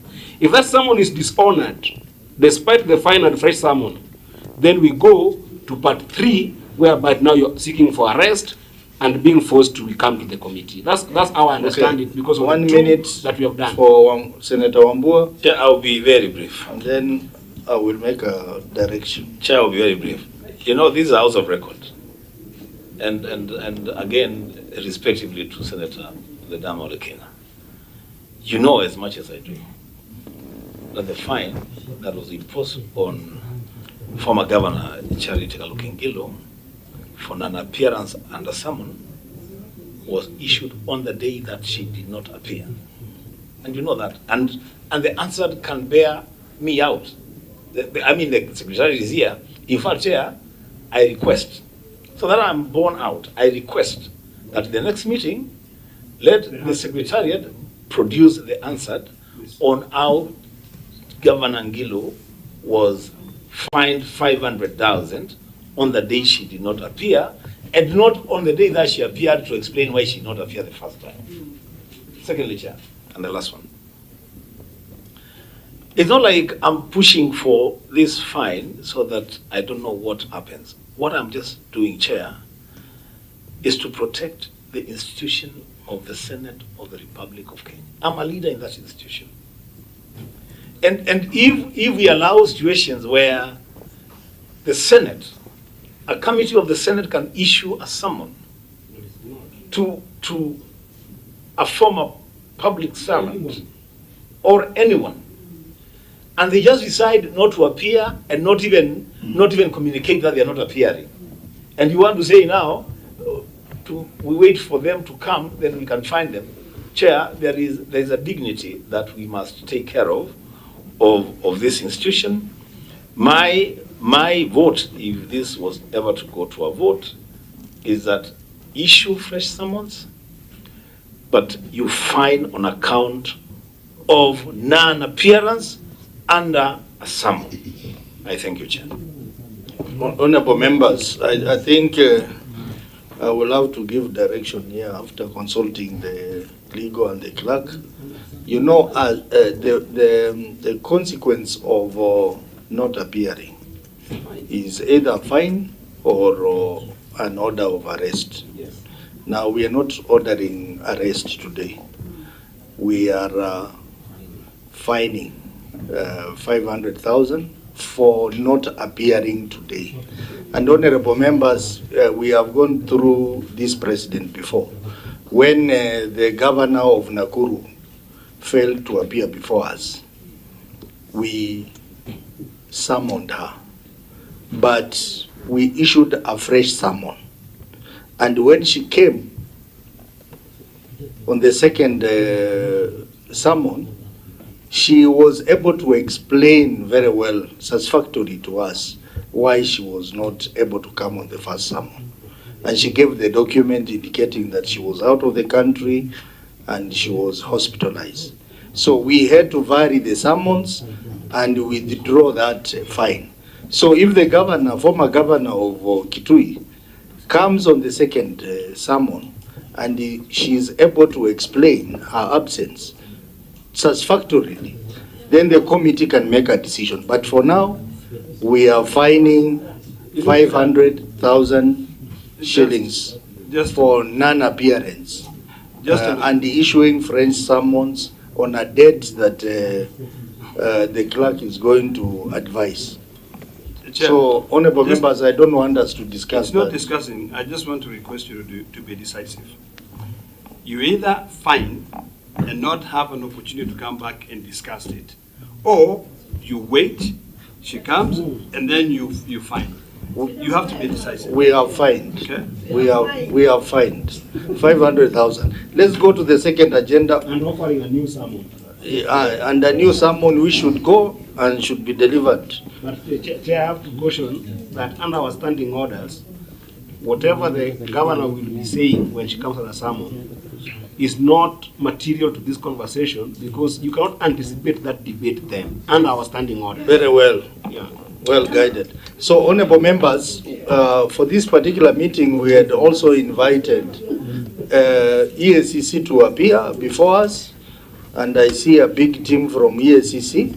The Chief Executive Officer of EACC, Mr. Twalib Baraka, has written to us and is going to be represented by the Director, Field Services and Coordination, Mr. Jackson Mue, and is accompanied by the Regional Manager, EACC Lower Eastern, Jafet Mbaithalu. So I now give this opportunity to Mr. Jackson Mue to make a presentation from EACC, and you can advise this committee, because I know this investigation is active, whether we can proceed as currently constituted, or we can release some of the people to leave this room, including the members of the Fourth Estate and others. Thank you, Honorable Chair, Honorable Senators, the Governor Kitui, and all invited in this committee meeting. Like you have indicated, the matter I'm going to lay before this committee includes a matter which is currently active. And in the course of investigation by EACC, EACC has had interaction with some of the persons who are attending today's sessions. And therefore, Chair and honorable members, I will be requesting that while EACC is making the presentation, the officers from Kitui County Government not be in attendance because of the interactions that the Commission has had with them. Because while I will be presenting, I may share some of the findings of the investigations which are currently ongoing, information which is a privilege to come to the Senate, but may not at this particular stage be right to share that information with the officers. So you are saying be specific, entire officers, including the governor? I think it would be better. Or Chair, the investigations were sent from the previous administration to the current, and therefore I will be requesting they all excuse themselves. The members of the county assembly? Yes. Yes, Mr. Chairman. Okay, so all members of the, including, we will give you 5 minutes and then you come in for further direction. 5 minutes, then you come back. Yeah.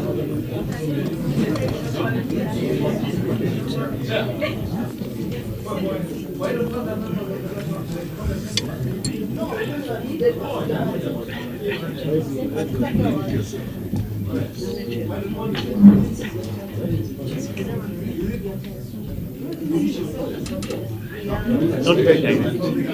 Not very direct. Yeah.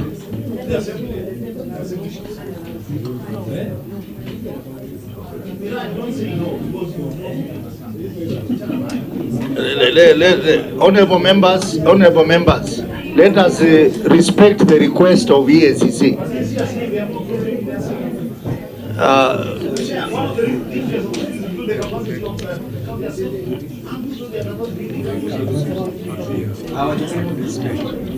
Okay, excuse me, please live in silence.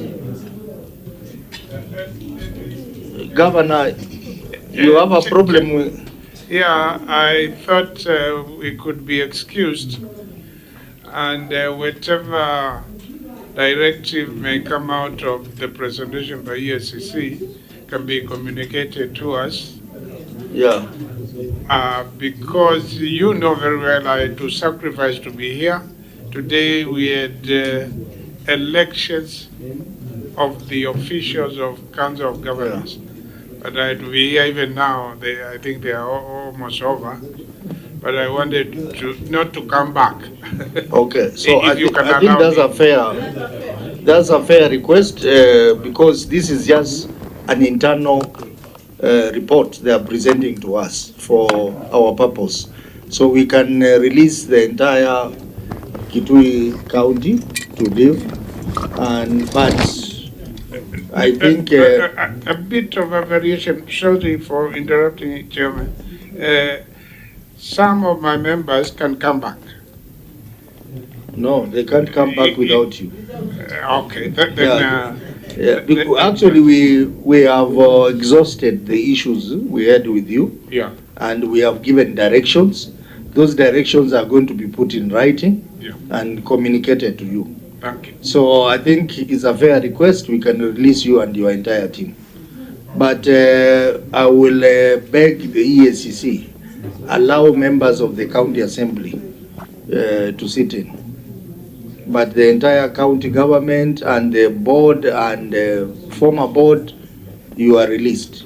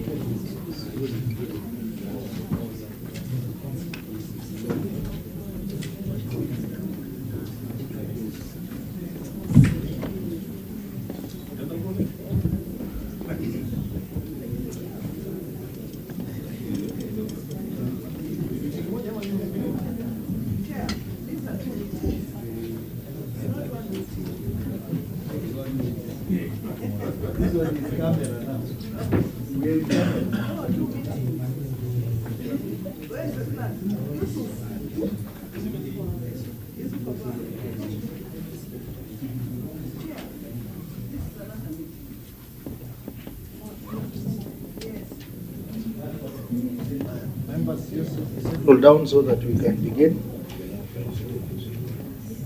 So Jackson, you can proceed. Thank you, Honorable Chair and Honorable Senators, for encouraging us. Allow me to make this presentation on behalf of the ESCC. This is a report on the status of investigation on the Kitui County Textile Center. And by way of introduction, Honorable Chair and members, the Ethics and Anti-Corruption Commission is a statutory body established under the Ethics and Anti-Corruption Commission Act of 2011. The Act was enacted pursuant to the requirements under Article 79 of the Constitution of Kenya 2010. The mandate of the Commission is to combat corruption and economic crimes in Kenya through law enforcement, prevention, public education, and the promotion of standards and practices of integrity, ethics, and anti-corruption. This is a report to the County Public Investment and Special Funds Committee in relation to a written request by the letter which was received by the Commission on the 30th of September 2024. The committee had considered the Auditor General's report on the financial statements of the Kitui County Textile Center for the financial years 2019, 2020, 2020, 2021, and 2021-2022, and the committee sought to be appraised by the ESCC on any investigations being carried out by the Commission on the Kitui County Textile Center and the findings thereon. Honorable Chair and members, the Commission